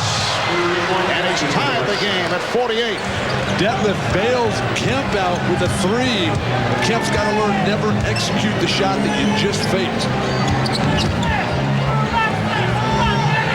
Harper for 3. And Rodman, nice tip. Beautiful touch by Dennis Rodman. And that's his first field goal. So the Bulls now lead by 2, and a holding foul called on Jordan. Well, Chicago with only 6 offensive rebounds in that first half, 2 of them by Dennis Rodman, well below their norm. But if you don't get a body on Dennis Rodman, he'll do that to you all night long. You must check him early. What was Sean Kemp doing there? I mean, that's Dennis Rodman's game, offensive board. He was standing there watching. And Detlef Schrempf doing it over Luke Longley, and the game is tied at 50. I really think taking Schrempf off of Jordan has freed up his mind to concentrate on offense. Jordan over Hawkins. So the matchup for the moment is Hersey Hawkins defending against Michael Jordan. Dan Kemp putting the moves on Luke Longley and draws the foul. That's 3 on Longley. Well, Michael looks a lot lighter on his feet to start this third quarter, and his eyes are getting wider and wider right now. Just a quick, hard dribble up in the air. Jerry West used to do that. He's going to the other direction. 2 hard dribbles up in the air and the jump shot. Hawkins and Payton in the backcourt with Schrempf, Kemp, and Johnson on the front line. And Jordan all over Hawkins. Last touch by Hawkins. What a play defensively by Michael Jordan. It gets the Chicago bench going, the players on the floor going, and the crowd going when your best offensive player works that hard at the defensive end. And at the other end, Johnson is called for the foul, pushing Longley at the post. It is so wonderful to see how hard Michael Jordan and Scottie Pippen, or is it Scott Pippen, work on the defensive end. They just are in their man's face, oftentimes the length of the court. Terrific inspiration to everyone. George Karl not happy with this illegal defense. Scottie Pippen was perched way out on the left side above the tip of the circle. The man guarding him, Detlef Schrempf, started to come over and double-team the little 2-man play, which he's perfectly allowed to do, and that's why the argument is going on there. Referee Hugh Hollins felt that Detlef Schrempf was doing something else. That's the third illegal defense call against Seattle. Chicago's been caught 4 times. Michael Jordan off at the line. He's 3 for 6. Bulls with the ball, up by 2 with 2 minutes gone by in the third. Marv Albert, Matt Guokas, Bill Walton, Bob Rashad, Hannah Storm working the sidelines. Bob Costas on hand with Julius Erving. A staff of thousands here at the United Center. And the foul is called on Johnson. That is number 5, Irvin Johnson, not to be confused with Irvin Magic Johnson, has committed 5 fouls in 7 minutes. Jordan, and last touch by Longley. Well, Irvin Johnson is not a big-minute type of player. I'm sure told by George Karl, just go out and play as hard as you can at both ends of the floor. Be as physical as you want to be. If you foul out in 6 minutes, 8 minutes, 10 minutes, so be it. Here is Kemp, quick release with Longley moving in his direction. Shawn Kemp, 16 points, and he's tied the game at 52. Shawn Kemp realizing as he's matured this season that he's a finisher. He's not a playmaker yet at this point of his career. Hawkins called for the reach-in. That is his second. Hersey Hawkins with a big second quarter. 11 of his 13 coming in the second. In his defense on Jordan, even though Jordan has 20 points already and will end up with a ton more, they're forcing him to work for it. Where game 1, it was so easy.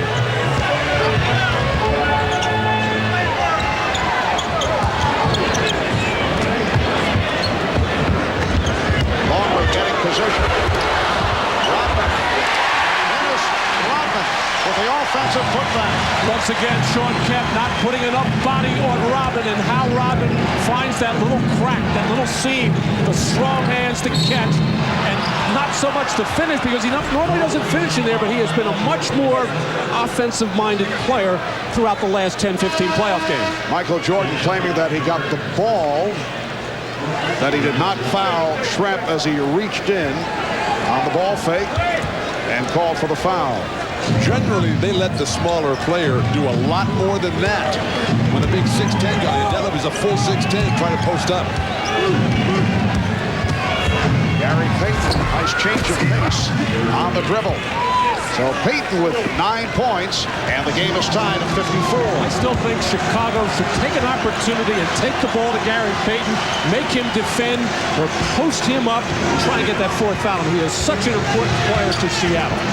Jordan fires it up. He knew he had the foul called, and he'll go to the line for 2.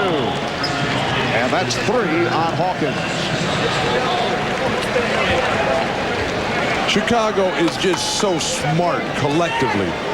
They realize immediately what the mismatch is. When they put a big guy on Jordan, they step into the perimeter. They put a small guy, Hawkins, they roll him into the post. That requires the other players to be very smart and have the multiple skills to be able to handle the ball in the perimeter. Michael now 4 of 7 at the line. In game 1, he had 28 points, and that snapped a streak of 9 consecutive 30-plus scoring games in the finals for Michael Jordan. The record is 13 by Elgin Baylor, a record that appears to be safe for a while.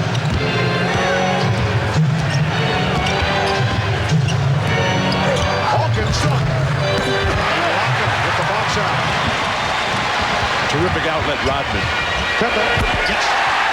Well, Dennis Rodman made that play happen. He just sprinted as hard as he could, middle of the floor, went right to the rim. Detlef Schrempf had to honor that, and that left Pippen open. Oh, Kemp going baseline, firing it up. Rebound, Kemp. Rebound by Longley. And the Bulls on the run. Now they get back. Pippen for 3. Rodman with the save, but he stepped out. Oh, Bradley pushed out. So the foul call.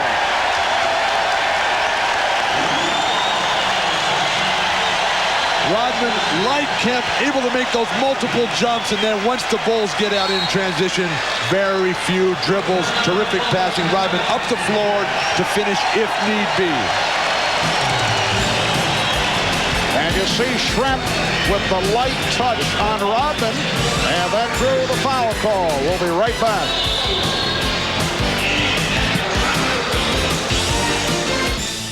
The NBA on NBC is brought to you by New Miller Beer, the brand new beer from Miller with big flavor that goes down easy. By Nike, who encourages you to participate in the lives of America's youth. And by Gatorade Thirst Quencher. You live life, you get thirsty. Life is a sport. Drink it up.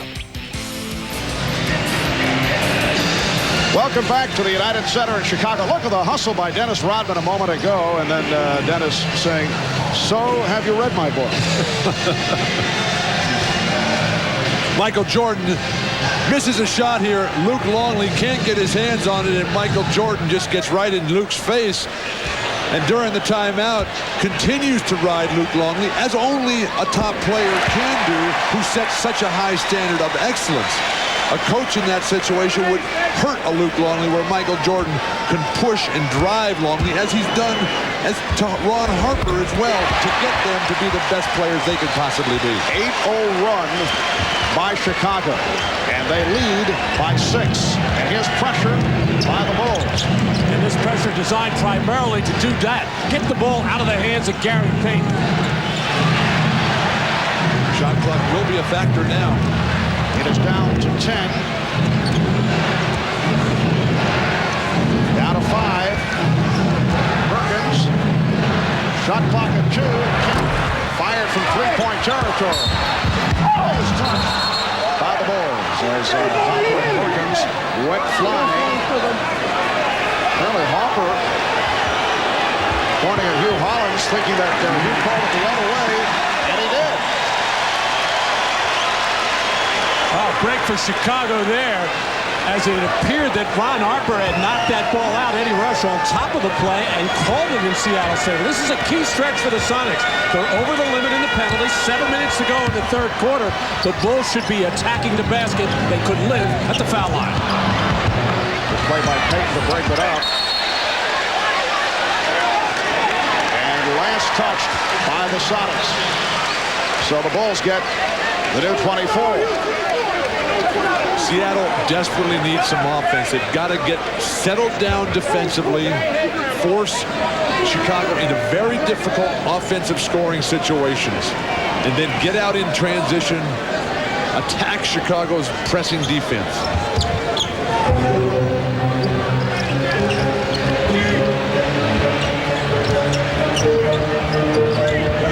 Jordan. And kept alive by Rodman. Oh, Pippen with a beautiful delivery, leading to the foul. And the crowd wants a flagrant.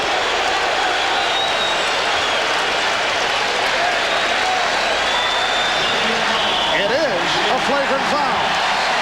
The Seattle big men, Perkins, Kemp, they're getting shoved underneath the basket. They're not taking care of their own defensive board. And Sam Perkins, that was called because of the combination of the earlier one in the first half that was not called a flagrant foul. The similarity, though, referees want to just discontinue that right now. Oh, here are the Bulls getting to the free throw line now with the Sonics over the limit of the penalty. He would have gone anyway because that was a shooting foul and to tack on a flagrant foul as well. But that's what offensive rebounding gives you. It not only gives you those second opportunities, as Dennis Rodman and George Karl discussing their talking from yesterday, and both of these fellas do respect one another. And George Karl told us yesterday, he said, I'd love to have this guy on my team. I tried to trade for him.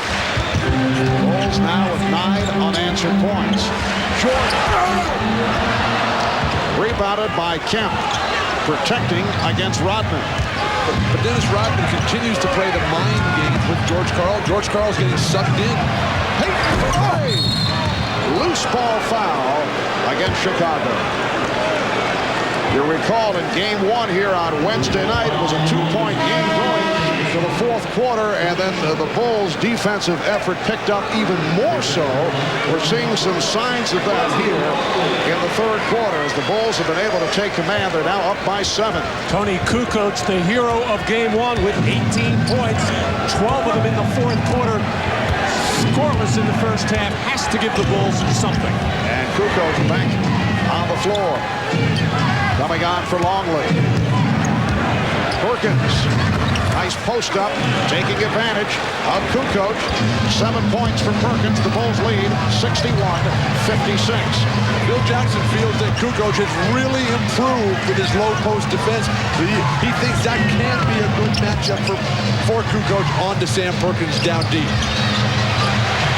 Jordan wants it against Hawkins and throws the air ball. Rodman not able to convert. Rodman felt he was fouled. Shrimp with a bad pass, and here's Pippen with the breakaway. Careless turnover by Detlef Schrempf, the kind that just breaks your back. You need offense desperately. He's coming up casually with Pippen and Jordan right here. Inexcusable. Bulls by 7. Just under 5 minutes remaining in the third. Chant of defense in the crowd. Shot clock at 4. Schrempf. And confirmed by Kemp. Shawn Kemp hammering it down. Well, that's what talent will do for you. That was a terrible possession by Seattle. They should have been trying to post Perkins again as he just manhandled Kukoc inside, but bailed out tremendously by Shawn Kemp playing well over the rim. And Kemp with the rebound. 5-point Chicago lead. Now Schrempf held by Pippen as they became entangled. Foul on Pippen. That's his third. Vincent Askew getting set to check back in as you get another look at Kemp. And Marv, Jordan's just gone to the bench. This is where George Karl and the Sonics made their big push in game 1. Seattle has to take advantage right now. It's so difficult, though, because Chicago is an outstanding defensive team. It is so hard to get a good shot against their set defense. Then you got to make it after you even get one the first time. Well, we saw in game 1, Phil Jackson taking Michael Jordan out with 6 minutes to go in the third quarter, which is different than the regular season. Now taking him out with 4:20. I think Phil Jackson is sensing he's going to need Jordan down the stretch of this one. So Steve Kerr has come on. It's Kerr with Hopper, Pippen, Rodman, and Kukoc.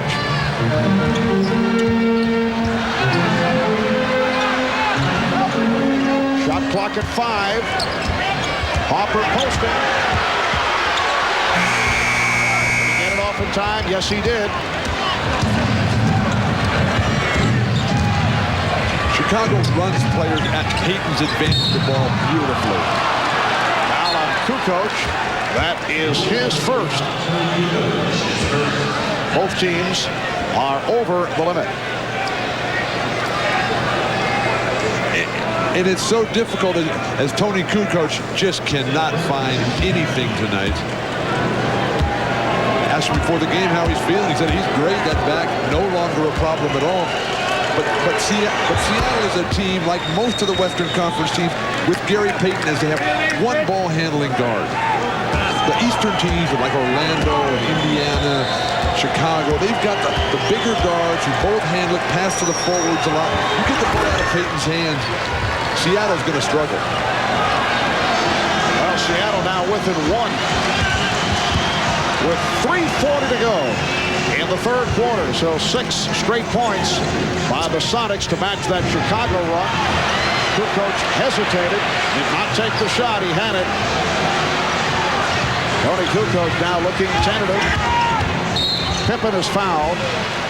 I don't think Phil Jackson will stay very long with Tony Kukoc if he's going to act that way at the offensive end. He's having his problems with Perkins on the inside, although Seattle has only done that a couple of times. But Tony Kukoc, who's a European Player of the Year, he's been around. He has to take that shot no matter what he's shooting from the field. But, man, it's tough for Tony because he comes in when Jordan's on the bench. And when he's not playing well, all the problems just get magnified. If he had some opportunities to play with Jordan a little more, maybe he could find his game. And here's Randy Brown making his first appearance, coming on for Steve Kerr. Randy Brown, noted as a defensive specialist. His 5th year at New Mexico State. Dennis Rodman has turned it around off the boards in this third quarter. He has 13 rebounds, 7 of the 13 in the third. Scottie Pippen. Rodman again. What is Sean Kemp doing?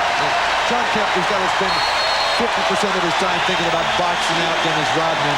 George Paul forced to call a timeout. 3 minutes, 3 seconds to go.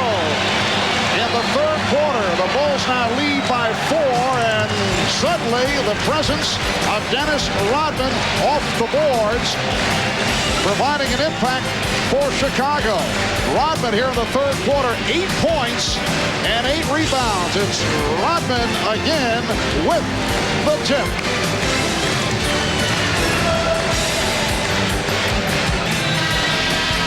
A look from above at the United Center in Chicago. Marv Albert, Matt Dukas, Bill Walton, Art Rashad, Hannah Storm. We will make the move to Seattle Sunday night at 7 Eastern, 4 on the West Coast. Game 3 of the NBA Finals. Join us in Seattle. Sonics will host the Bulls. Showtime will kick things off for Game 3. 4 o'clock Pacific, 7 o'clock Eastern time. Let's check in with Hannah Storm. Marv, George Karl furious during that last time out. He said, you guys gave the Bulls those last 2 possessions. You've got to get in the game. Don't let the fatigue get to you. You have this game in hand. But he said, don't forget, get those defensive rebounds and then worry about your offense, Marv. All right, Hannah, Gary Payton cutting it to a 2-point Chicago lead. But Marv, Rodman has found his rebounding rhythm. In the first game and a half, he was jumping 3 times for every rebound he eventually got as Kukoc finds the lane. In this third quarter, Dennis Rodman, 9 jumps for the ball, 8 successful rebound retrieves. And Tony Kukoc had missed his first 4 shots, able to hit from downtown. Bulls with a 69-64 lead. Foul committed by Rodman. That is his third. Dennis Rodman, quiet first half. And in the third quarter, 8 points, 8 rebounds, 7 on the offensive board. So he has 9 offensive rebounds, the most offensive rebounds in an NBA Finals game. Elvin Hayes with 11. Washington at Seattle back in '79. The human eraser, Marvin Webster, along with Robert Reed, Moses Malone at 10 apiece. I know the eraser is always one of your favorites. Absolutely. Bulls lead 69-65 as we come up on 2 minutes remaining in the third. Kukoc. 2 in a row from downtown. Well, that's amazing. We had seen him just a few minutes ago. Didn't even want to look at the basket. Now he comes out of that timeout. I wonder what. Oh, steal. And Scottie. So the Bulls in the midst of a surge, a couple of threes by Kukoc, and the steal leading to the bucket. Vincent Askew picking up that dribble a second time. Looked like double dribble. Randy Brown making a solid contribution. Good swing passes, tough pressure defense. Seattle crumpling under the building pressure right now in Chicago. Shot clock at 4. Perkins, air ball. Here comes Jordan. Leading Kukoc. And George Carr wants a timeout. 20-second timeout called by the Sonics. Tony Kukoc, so valuable in game 1, coming up large in that fourth quarter with three-pointers, with passes, with dunks, has now ignited the Chicago Bulls and this crowd with the deep three from the right corner. And then Scottie Pippen on the defensive end. Just comes blindsides Vincent Askew, looks to the crowd, says, lift me higher. And then Jordan in transition. Sonics failing to get back. Chins on their chest. And this crowd exploding. And here's pressure by the Bulls. 10-1 run. Keyed by Kukoc, accounting for 8 of Chicago's last 10 points. And the Bulls with the biggest lead of the night. They're up by 11. It was Kukoc's 2 threes in the fourth quarter. One of them he turned into a 4-point play that really broke the game open Wednesday night. How about Dennis Rodman? 16 rebounds for the game. He's had 10 of the 16 here in the third. Shot clock down to 3. Payton. Now the Sonics being forced to take bad shots with the shot clock rolling down. Jordan putting the move on Shrimp and then gives it up. Open shot for Pippen. And Kukoc with the rebound. Pippen checking the clock.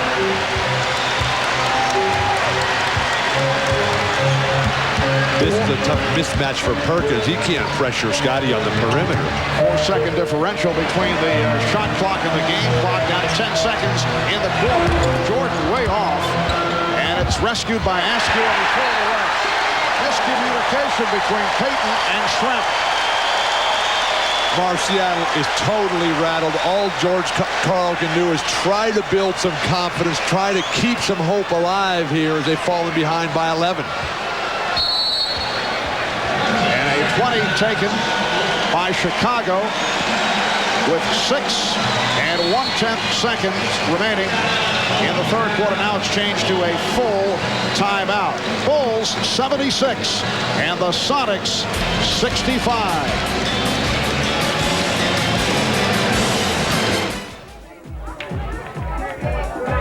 Experience the excitement of your... Michael Jordan's leadership has been the difference as Chicago has blown this open here. Earlier, he was all over his teammates. Luke Longley, Ron Harper, all the guys for not coming through. But he's the first guy to go pat him on the back, the head. He's going to wipe the dye off his hand. Yes. I think he got Dennis right at the Pearl Jam insignia. Curry.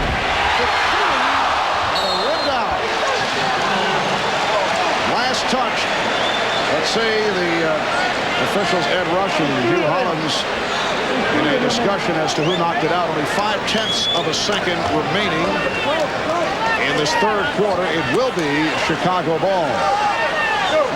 This is where you always have to keep your eye on Michael Jordan for that lob to the basket. 0.5 is enough to catch and finish. Well, Michael drifted outside, and that's the end of the third quarter. A surge by the Bulls. Sparked by Tony Kukoc and Dennis Rodman.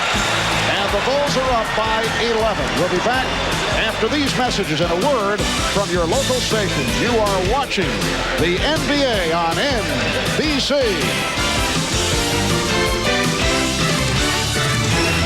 After the National Basketball Association may not be retransmitted, reproduced, or rebroadcast without the express written consent of the NBA. Welcome back to Chicago. Hannah Storm telling us that George Karl has told his club, the Bulls will let you back in the game here in the fourth quarter, but if you quit playing, they will blow you out. And again, Gary Payton not able to take charge. 5 of 12, only 2 assists.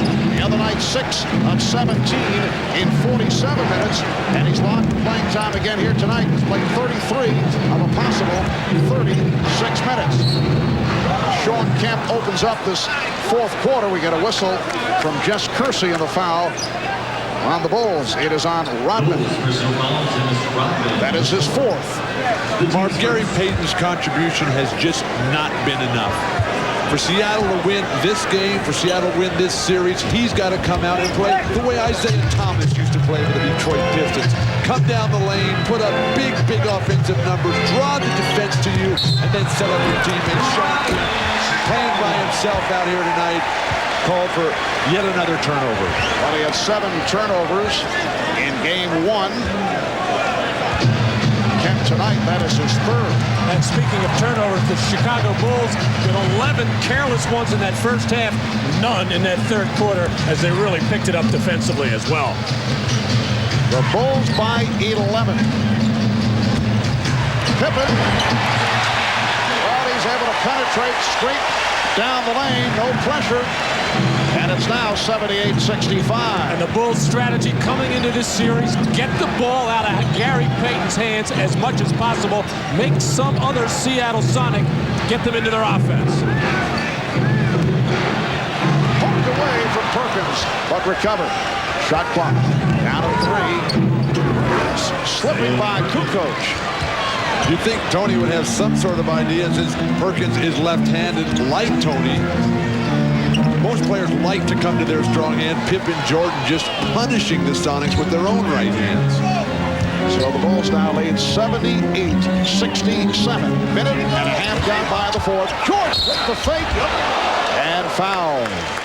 Michael Jordan with a gorgeous baseline move.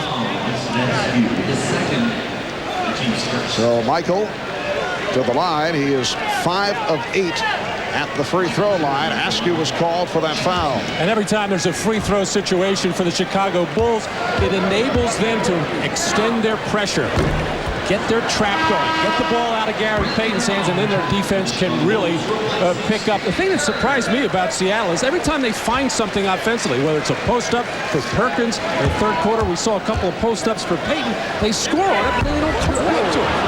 Jordan missing on both. 5 of 10 at the line. He's an 83% free throw shooter. It's been an embarrassing free throw display throughout this spring's playoffs for the NBA superstars. Jordan tonight, Karl Malone and John Stockton in the Utah-Seattle series. Another good play defensively by Randy Brown.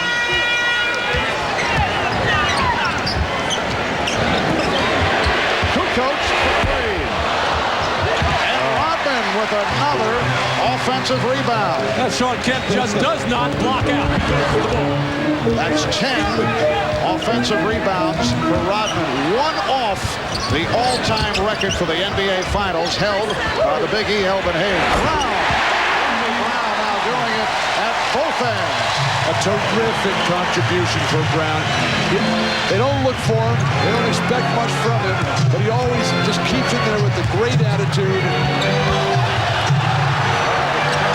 For the travel, the up and down, but apparently the official felt that there was contact made and knocking the ball away, and Perkins was able to recover. Marv, often they call a jump ball in that situation, which I think would have been the appropriate call.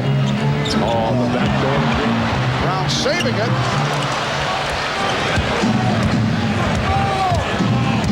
These basic backdoor plays that you see from Chicago, that's the type of action that Seattle needs more of. Pressure from Kukoc, but no call made. And Kemp could not believe it. Kemp gets in trouble, Mark, when he double clutches.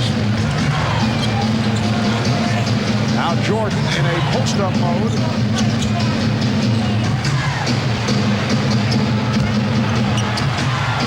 Jordan played well by Askew. He thought he was fouled, though. And now Payton is fouled. Timeout is taken. 8:29 remaining. In the fourth quarter, the Bulls 80, Sonics 69.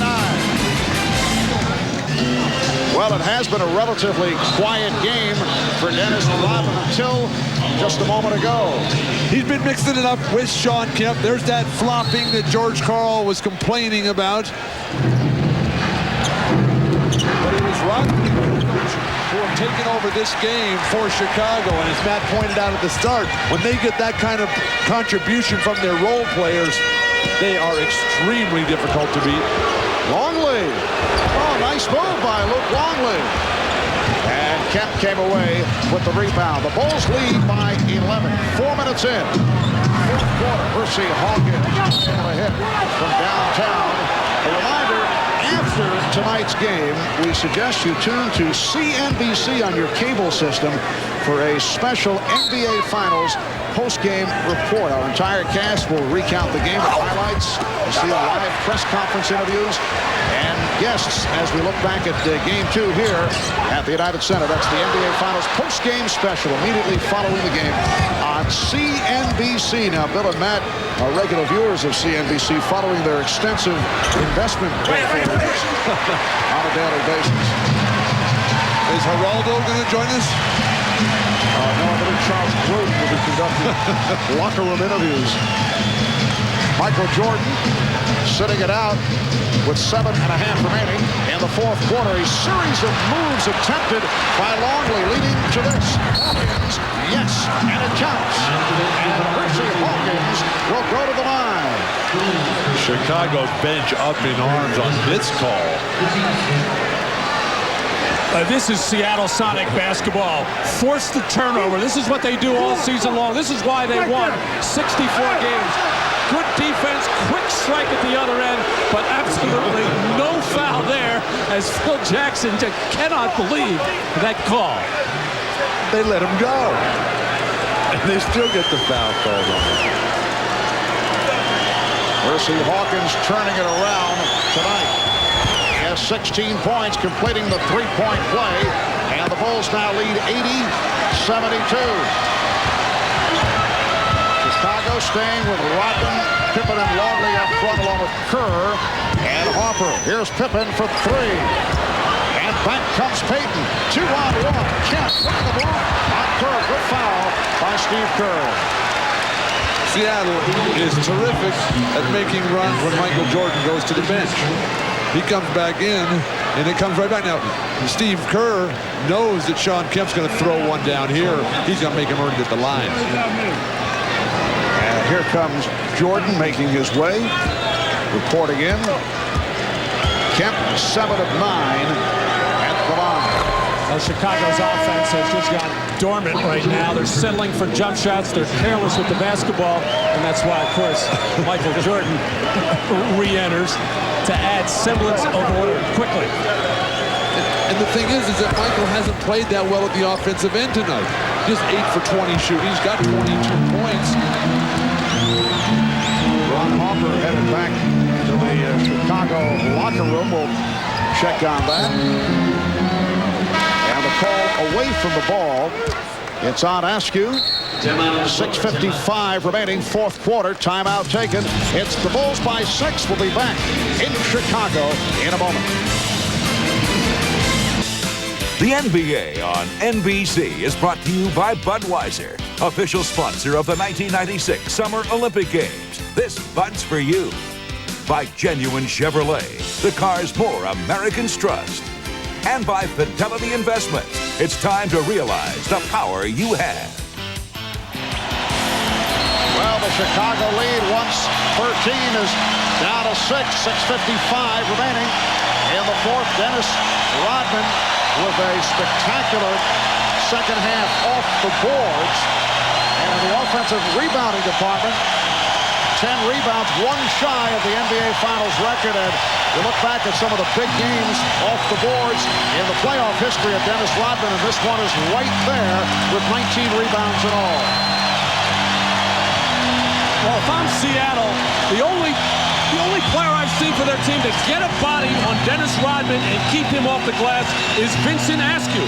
Even though he's maybe an inch or two shorter than Dennis Rodman, he's got the wide body, and he'll lay some wood on you. Sean Kemp just will not do it. Now trying to get the Bulls revved up. A 7-0 run by the Sonics since that Chicago 13-point lead. Michael Jordan able to penetrate. Brown looking for the steal. Bulls 82, Sonics 74. Here's Payton right back. Gary Payton cuts it to a 6-point Bulls lead. Payton has been so much more effective in this series facing the basket from around the foul line area. When he tries to turn his back against these bigger players of Chicago, he gets in nothing but trouble.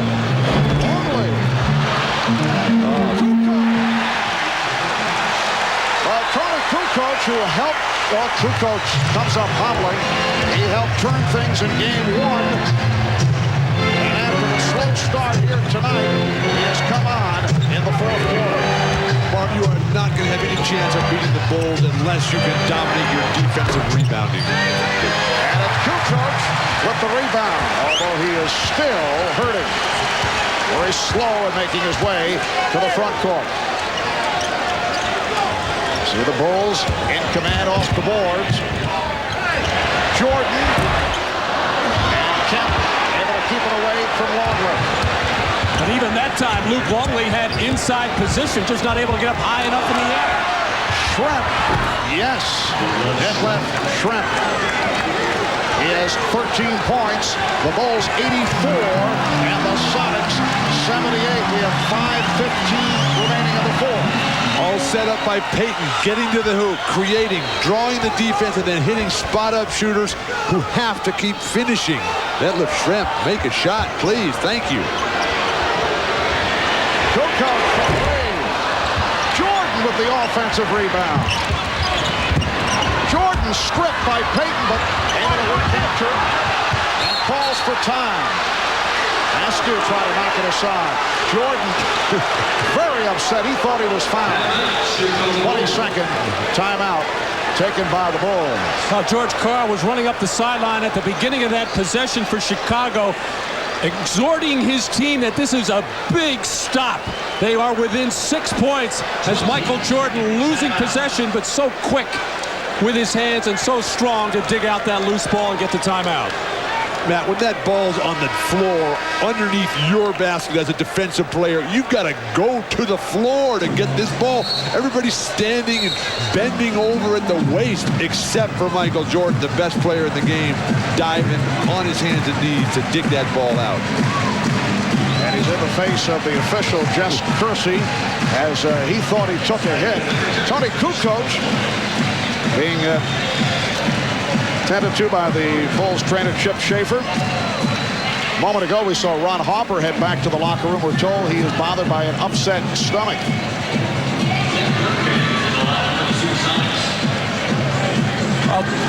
Tony Kukoc, not normally much of an offensive rebounder, but his left foot landing right on the foot of Sean Kemp and turning that ankle. 4:51 remaining in the fourth. Chicago in possession, and they lead by 6. So the Bulls stay with Randy Brown and Michael Jordan in the backcourt. Here's the lead broken up. That was intended for Jordan. Good recovery by Hersey Hawkins,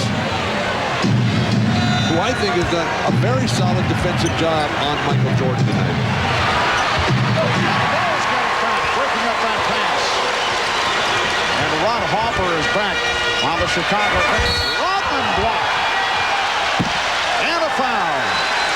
If Seattle could get the same kind of job on Dennis Rodman by Sean Kemp that they're getting by Hersey Hawkins on Michael Jordan, they'd have a lot better chance of winning this game.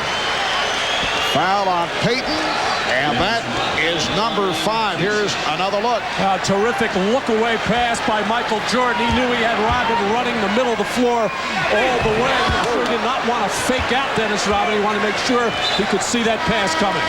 Rodman had hit his first 2 at the line. Dennis, during the regular season, only 52% at the foul line. Now Brown sitting down, replaced by Harper. Bulls 85, Sonics 78. Chicago looking to go 2 up in this best of 7. The Sonics would love to go back to Seattle tied at 1 apiece. We come up on 4 minutes remaining in the 4th. Yes, and it counts. Sean Kemp will go to the line. Sean Kemp had a notion all the way. When he felt Luke Longley on his back, he just drifted out to the corner, wanted the ball, and wanted everybody to get out of his way because he knows he can take Luke Longley off the dribble. Matt, this is the kind of play that Sean Kemp needs to make all the time. George Karl, ecstatic, realizes the isolation he's got, the mismatch Longley 20 feet from the hoop. Get to the basket, get by your man, and get in the air where there's no help defensively. And you see Longley sitting down after picking up his 5th foul. It's only a 4-point Bulls lead. 4 minutes remaining in the 4th quarter. Jordan played by Hawkins. Jordan with the step and foul. It is absolutely amazing. Michael Jordan just has such a feel at the offensive end where every other player is on the floor. He had that side clear. He saw the double team coming, but just so quick on the spin to elude that double team, get in the paint and draw contact. Matt, remember at the beginning we were talking about anticipation on defense. The Sonics have to know that Michael Jordan's going to try to take over this game down the stretch. And when he makes that spin move, somebody for Seattle has to be there sooner. The same way Scottie Pippen is coming from that blind side when he's playing defense on the Sonics. Well, we've seen all night long the Chicago Bulls taking advantage of really the over-aggressiveness of Seattle. We see it with their scrambling, double-teaming defense. It has opened up offensive rebounding opportunities for Dennis Rodman. Michael Jordan, 6 of 11 at the line. And Bulls now lead 87-81 with just under 4 minutes remaining in the 4th. Payton with the snip. And they swing it out. Here's Sweat. For the rebound. That left Trent now 5 for 13. Timeout called by the Bulls to save that possession. 3:35 to go in the 4th quarter. We'll be right back. Miller, where great taste runs in the family, brings you Miller Moments. Tonight's Miller Moment takes a look back 18 years ago to the day of the Seattle Supersonics and the Washington Bullets Game 7 of the NBA Finals, a game that belonged to the Bullets' big men, Wes Unseld and Elvin Hayes. They led the Bullets in overcoming a 3-2 deficit, including this Game 7 effort in Seattle. The Bullets winning by 6 to take the 1978 NBA World Championship. Wes Unseld named the series MVP. In recognition of that moment, Miller Brewing Company will donate $1,000 to the Thurgood Marshall Scholarship Fund. I believe I have set an NBA Finals record for mentioning Elvin Hayes in a single telecast. That was a terrific accomplishment for the Bullets on the home court of Seattle in the 7th game, where Dennis Johnson, one of the great playoff performers in history, went 0 for 14 on his home court in the deciding game.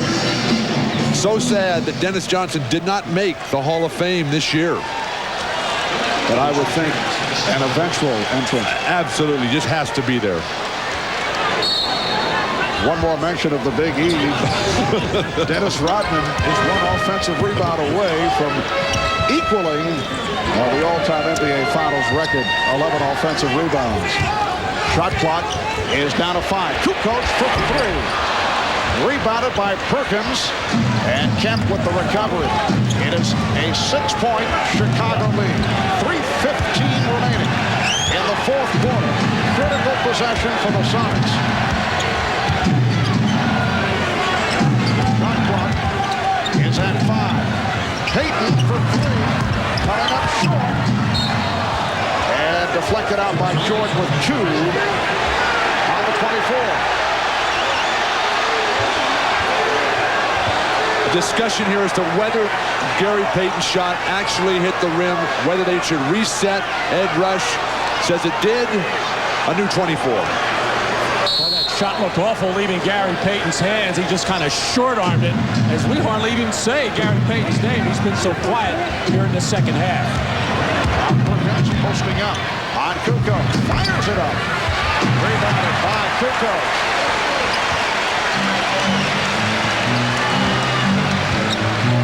Well, the Sonics have had their opportunities the last couple of possessions, but not able to convert.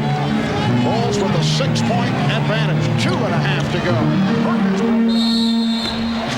That nearly rimmed in. These Bulls are really good. Well, much to discuss following tonight's game, and as we mentioned earlier, after our telecast here on NBC, you can tune to CNBC on your cable system for an NBA Finals post-game special. We'll all be on hand with interviews, discussions.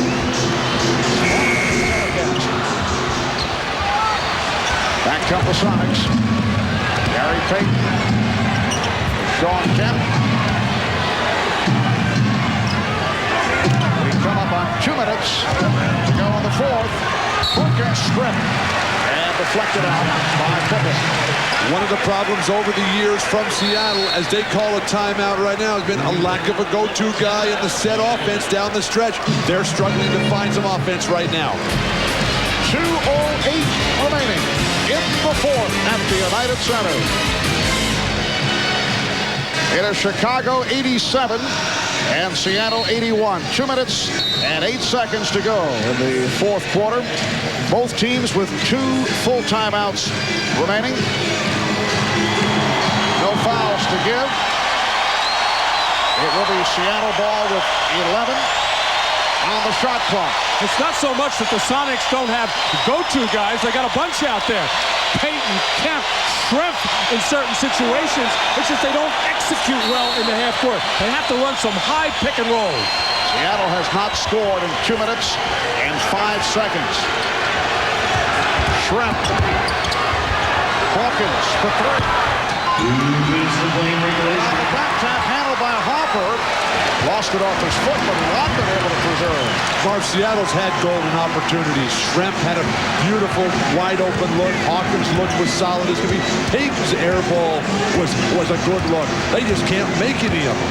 And now 3 of 14 from 3-point range. Shot clock is down to 2. Down to 1. Harper just didn't get it away. Bulls keep it alive. And Jordan draws the foul.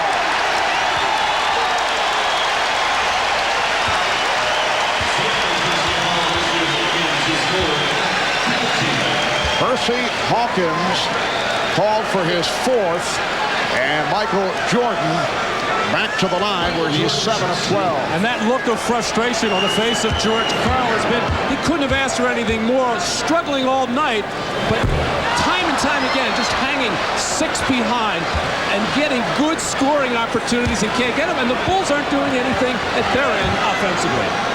But the offensive rebounding for Chicago, what is Perkins doing? What is Kemp doing? What is Shrimp doing? Chicago had 19 offensive rebounds in this game. Bulls lead 88-81. Shrimp with the fake. Not able to hit on the running hook. Kemp is there. It will count and the foul. Sean Kemp with 26 points. Foul committed by Tony Kukoc. And Kemp keeping the Sonics alive. All set up by the penetration of Shrimp. A terrible shot, but at least he drew some looks defensively, and that enabled Kemp to slide along the baseline and find the opening. Another big statistical game for Sean Kemp, but just having an awful time at the other end defensively. Not even trying to get a body on Dennis Rodman, just trying to go get rebounds. But when you're playing Rodman, you got to play. 3-point play again for Kemp. And the Bulls lead by 4. Steve Kerr back on the floor as we come up on a minute remaining in the fourth quarter. Bulls led by as many as 13. Sonics able to get back into it, and they've had, as we have been discussing, a number of opportunities. Here is Jordan, and he's fouled. Hit from behind by Schrempf. And took exception to it as Schrempf taking a wild swing there. Got a piece of the ball, but no doubt got a piece of the head of Michael Jordan, and a quick reaction, and then Michael caught himself. This is just a replay of game one. This is you put Detlef Schrempf, their worst defender, on Michael Jordan. He lights up, just goes right to the hoop. Detlef ushers him in to his right hand. Not a good foul by Detlef Schrempf. The Bulls only 4 of 8 at the line in the fourth quarter. Sean Kemp saying he liked the hard foul that Detlef Schrempf took. But you know how it happened again? It was another double team coming. But actually the Sonics are coming so hard with a double team that Michael is able to get around it. You can't come so hard where he's going to split it or go around it. You got to stop him. Bulls lead 90-84. And the Sonics call for time with 55 and 9/10 seconds to go in the fourth. We'll be back after these messages from your local station. Back in Chicago, Seattle taking a timeout, so they have 1 remaining. They are down by 6 with just under 1 minute to go in this fourth quarter. And for the second straight game, the Sonics have not been able to convert down the stretch. Game 1, the last 5 minutes, only 1 of 12. And had the looks here tonight, only 2 for 7. And the Chicago Bulls, not that much better. They've only scored 14 points in this fourth quarter, but so far, the defense of Chicago has been strong. Seattle can look at that graphic and see improvement. Yeah, they doubled their performance from game 1, but it's just not enough. Gary Payton will throw in, looking for the room from Ron Harper.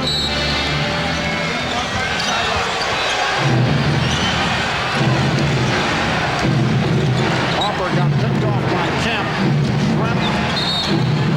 And we get the whistle from Hugh Hollins and a foul against the Bulls. Both teams are over the limit, so all shooting fouls from here on in. Harper picked it up, which is the worst possible situation for the Bulls. It stops the clock, and it puts Schrempf on the line with an opportunity to bring the Sonics within 4. And a situation arises now with John Sally and Dennis Rodman on the floor. A possible quick foul. Phil Jackson senses it and gets better free throw shooters, Kukoc and Kerr, ready to come in. Schrempf is now 3 for 3 at the line.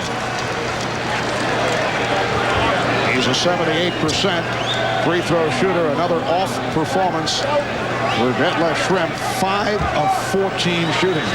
Chicago is just so solid defensively. Even though they were scrambling and broken down there, Harper did a pretty decent job of forcing Schrempf into help to his offhand.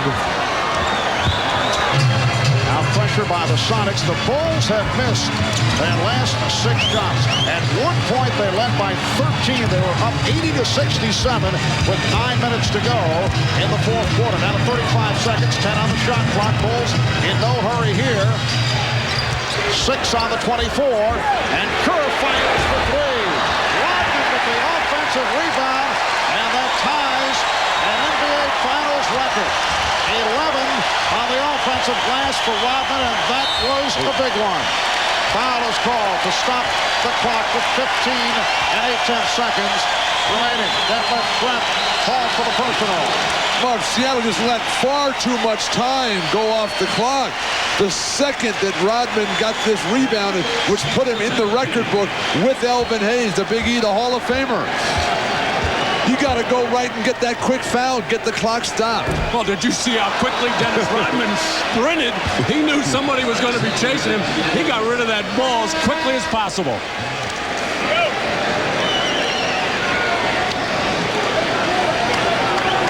Tony Kukoc making his first appearance at the line, and he's a 77% free throw shooter.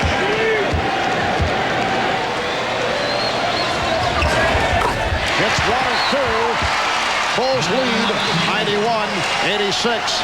And the Sonics will use their final timeout with 15.8 remaining. Well, it's a two-possession game right now, and obviously the three-point shot comes into play, and the Sonics have good three-point shooters, but the strategy throughout the playoffs and really throughout the year for Chicago is to take away three-point shooting. They will be up on all of those people, switching on every play, trying not to give a Perkins, Hawkins, or Schrempf any kind of look.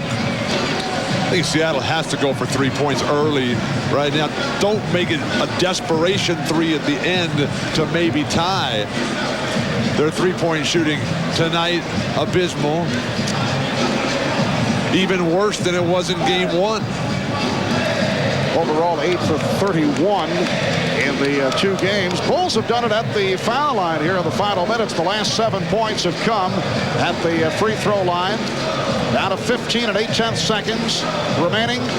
Chicago looking to hold on to go 2 up in this best-of-7 NBA Finals Series. Game 3 in Seattle on Sunday night, 7:30 Eastern Time. Showtime will get it going at 7. That's 4 out on the West Coast. And then Game 4 in Seattle next Wednesday, June the 12th. So that'll be Game 3 Sunday night at the Key Arena in Seattle. Mark, one of the things that Seattle really has to work on is their ability to come from behind and win games. Throughout this playoffs, the games that they've won, and they've won a lot of them, they've led from wire to wire. There hasn't been a case in these playoffs where they've trailed at the half and come back and won. That trend continues. That's disconcerting for George Karl. Payton will throw in now from the near side of the court, looking for the quick three. Trap back to Payton. Kemp. And he's hit out of reacher. So again, the clock is stopped. 12 and 3/10 seconds to go in the fourth quarter.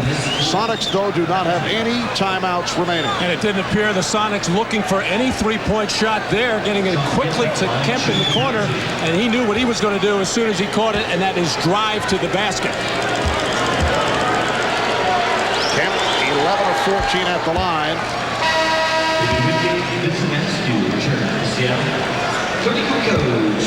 Seattle about 22 of 28 at the free throw line. They've hit all 8 in the fourth quarter. Shawn Kemp with 28 points to lead Seattle. Seattle has to make this free throw, get the quick steal or foul immediately. 3-point Chicago lead. Kukoc having trouble and has to use a timeout. Couldn't find anyone, avoiding the 5-second violation. Well, David Wingate just locked up Michael Jordan and just literally held him and wouldn't let him come to the ball. But how about running the baseline to get the ball in bounds? That would help. So the Bulls forced to take the timeout.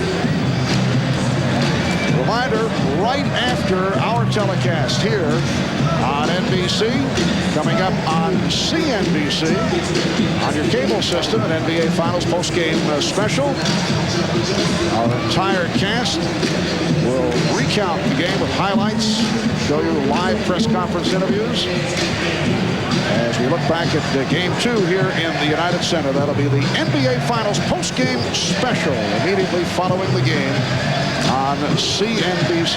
And these last couple of situations, the Chicago Bulls have left Dennis Rodman on the floor because I think Phil Jackson trusts his instincts so much. He's not a good free throw shooter, and obviously Phil does not want him to get fouled, but they think Dennis is clever enough where he can catch it and they get rid of it very quickly to another good free throw shooter, and he feels he'll just make the right play.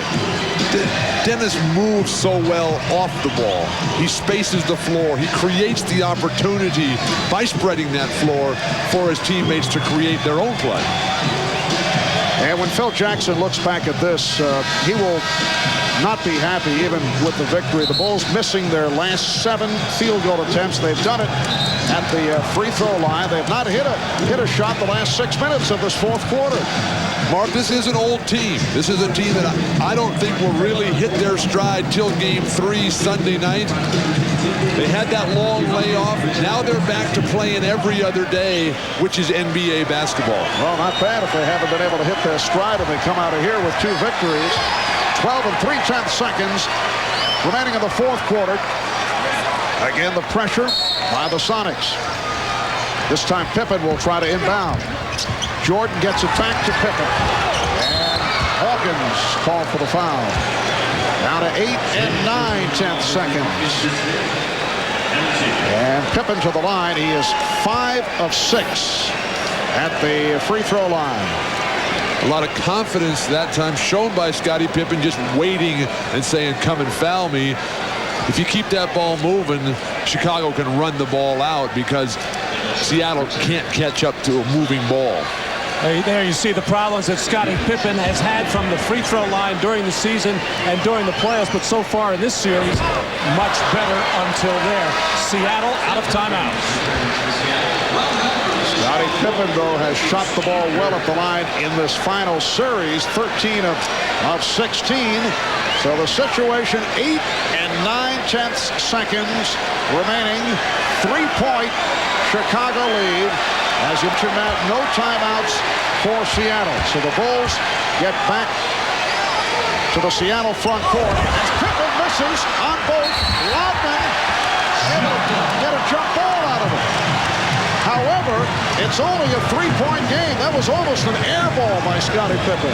And Seattle failing to take care of its defensive backboard, giving up a rebound on the offensive end, an offensive rebound on a missed free throw, inexcusable if you're trying to win. Shows the great instincts of Dennis Rodman, able to get to the ball here. Well, it was knocked loose and almost knocked to him, but how about him just not taking anything for granted? Now the question on the lineup, Jordan trying to organize things. It's Perkins and Rodman. The Sonics with 6 and 9/10 seconds to go. Need a 3 to tie it if they can get possession. And toss. Oh, not a good toss. And apparently they're going to do it again and reset the clock. Yes.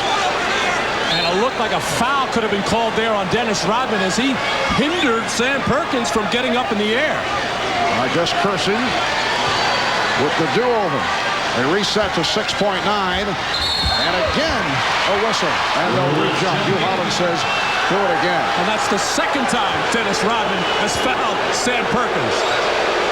Rodman is leaning in, and he's initiating the contact, but he's doing it with his left arm, his inside arm. Well, let's see. Well, we need the hat trick. And it's controlled by Jordan. And now the foul with 3 and 7/10 seconds remaining. Oh, Peyton and Jordan having some words, face to face. And Harper guides Peyton away. Now Sean Kemp calming Gary Payton down. Well, Michael well aware of the repercussions if he gets into any kind of trash talking or taunting or possible throwing of a fist or a slap. He walks away and Kemp wisely gets Payton out of there. Rodman going to the foul line.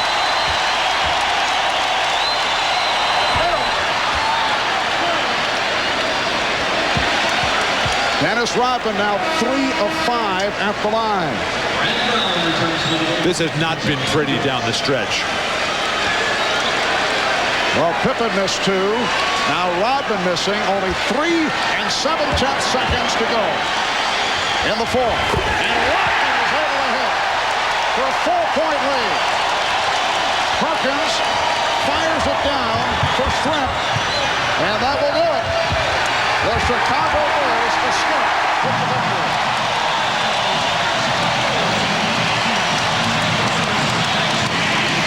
The Bulls over the Sonics 92-88. So they protect the home court. They are up in this best of 7, 2-0 with Game 3 to take place in Seattle on Sunday night. 29 for Jordan, 21 for Pippen. Let's go to Jim Gray with Dennis Rodman. Jim?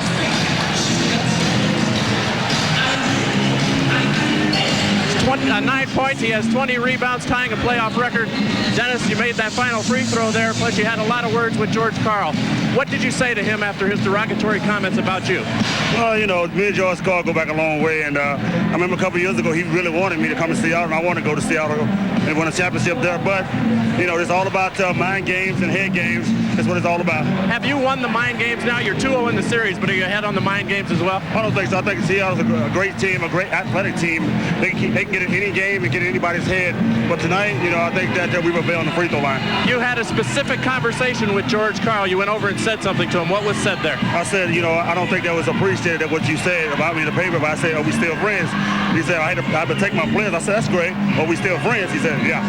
Now, the Sonics gave you quite a game this evening. They've sent a message that they can't be competitive going back to Seattle for 3 games. Now, this was not as easy as you expected tonight, was it? No, I thought we would play a little bit better, but we didn't. But that's what playoffs are all about. And the people got their money's worth and hope we can get one Sunday.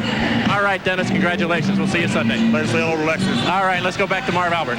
All right, thank you, Jim. Rodman, 10 points, 20 rebounds, and NBA Finals record-tying 11 on the offensive glass. Again, the final score, the Bulls 92 and the Sonics 88. They're up 2 games to nothing in this best of 7. And now you can tune to CNBC on your cable system, as we've been mentioning, for that NBA Finals postgame special, which begins immediately. Join us Sunday at 7 o'clock Eastern, 4 on the West Coast, Game 3 of the NBA Final Series from Seattle. For Matt Dukas, Bill Walton, Bob Rashad, Anna Storm, and Bob Costas, I'm Marv Albert saying so long from Chicago. NBC5, Chicago. Now live from the NBC Tower. This is the Channel 5 News at 10. And back comes Jordan.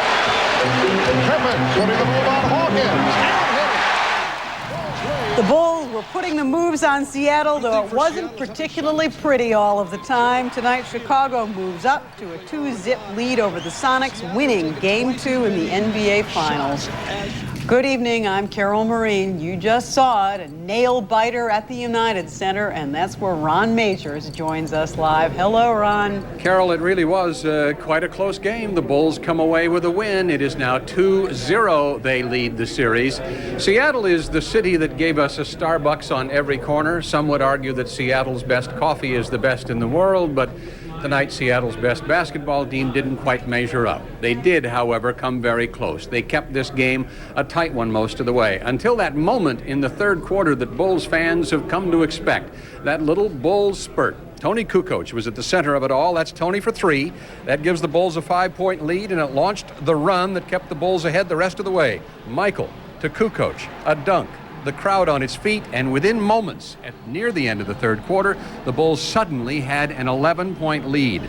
John Kelly and Dick Versace here to verify for us that the Bulls ended up needing every last one of those points. Seattle just wouldn't go away tonight. That's right, Ron. I guess we can say the Bulls did it the old-fashioned way. They truly earned this one. And Dixie, let's talk about it. The Chicago Bulls, as Ron said, looked like they were going to blow this thing out in that third quarter before the Seattle Supersonics came back, made a charge. But as we all know, the bottom line is, it doesn't matter how many you win by. They got the win. They're up 2-zip in this thing. How'd you see this game 2 going down? Well, you know, I thought the big difference in the game was the fact that Nate McMillan was not available. Nate McMillan has an injury and he's out.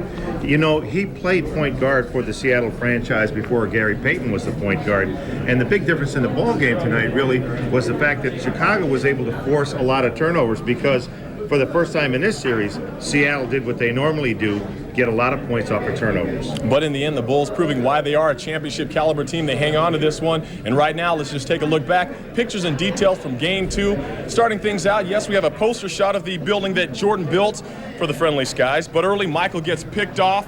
Gary Payton takes this one, heads the other way. And Seattle has a little bit of juice going early on. But later on, MJ will get this one back, feed it out to Ron Harper for 3. That's money in the bank. Part of a 7-0 run. Bulls up 33-31. Now, it's a good thing Luke Longley has a hard head. Watch Sean Kemp here. Elbows him, cracks him right in the eye. You know that one hurts. Luke needs 5 stitches, but he stays in the ballgame. What a trooper. Next, Kemp inflicts more pain, this time to the hoop. Watch this nasty slam right over Scottie Pippen. Oh, it's tied at 41 all. Into the first half, Michael feels the magic. Off the screen, he gets the 3-pointer. Bulls up by only 1, 46-45. In the second half, Dennis Rodman just totally energizes this team. Rebounds and points. The tip, 66-62 Bulls. Now again, Tony has done it again. He gets the rhythm going. In that third quarter, bangs down the three-pointer, falling away. Bulls on an 8-0 run. They lead it by 7. Next, Scottie does it all. Watch this, the steal. Look out. Bulls lead by as many as 13. At this point, George Karl wondering what's going on. Now back to the worm, clutch off the glass. He ties an NBA record for offensive rebounds. He has 11, 20 total for the game. The Bulls hang on 92-88, and they take this one, and they now lead the series 2-0. So the Bulls right now feeling pretty good. They got out of here. They held home court advantage, and they head off to Seattle with a chance still to sweep this thing. And Ron, as we talk about it, it would be the point where this could be the last game the Bulls play here all season long. We can hope it is. The NBA Finals also mean a celebrity parade as the rich and famous make ticket scalpers wealthy. Channel 5's Robin George is just outside where she had a look at some of those folks tonight. Robin? That's right, and Ron, this Seattle weather didn't help the Sonics after all. If the Bulls do keep winning, this could very well be their last home game here at the United Center, and the Stars turned out to see it. The artist, formerly known as Prince, celebrated his 38th birthday with the Bulls. He was adamant about not letting cameras too close. But Oprah didn't mind. She had one word for the Bulls: sweep. Actor Denzel Washington turned the tables tonight, and he played reporter. So, you from Chicago? I'm from Chicago. Okay, and you been a Bulls fan a long time? I've always been a Bulls fan, season ticket holder. Okay, and so who's going to win this game? Who do you think's going to win this game? The Bulls. Also cheering for the Bulls, Jaleel White, better known as just Urkel. David Schwimmer, who was obviously in a hurry to get somewhere, and Eddie Vedder, lead singer of Dennis Rodman's favorite band, Pearl Jam. Politicians couldn't pass up the game either. Republican presidential candidate Bob Dole explaining how he chooses who to root for. My mother always said when you're in somebody's home, you want to be respectful. So I was in the Magic's home, and now I'm in the Bulls' home. Well, I guess that was some good advice that Mr. Dole got. Fans are pouring out of the United Center now as we speak, convinced more than ever that the Bulls are headed for a four-peat. Reporting live from outside the United Center, Robin George, Channel 5 News. Back to you, Ron. Thanks very much, Robin. There are, of course, in Chicago, here and there, some Sonics fans. And Channel 5's John Mason has that story. You want a bar packed with screaming Bulls fans? No problem. A Bulls fan praying as MJ goes up for a jumper? Well, there she is.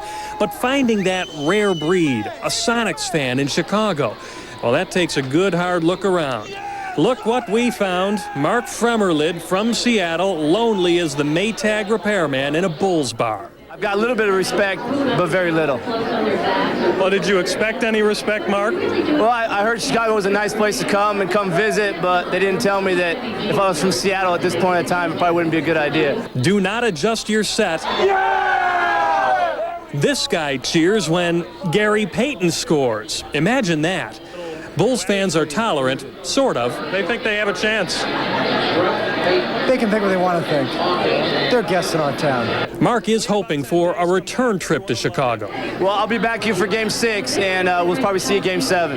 If there's a Game 6 and Game 7. There'll be a Game 6, and I'll see you there. So our Seattle fan didn't get a full taste of Chicago hospitality, but the funny thing is he said he enjoyed the weather. He can have that back west. John Mason, Channel 5 News.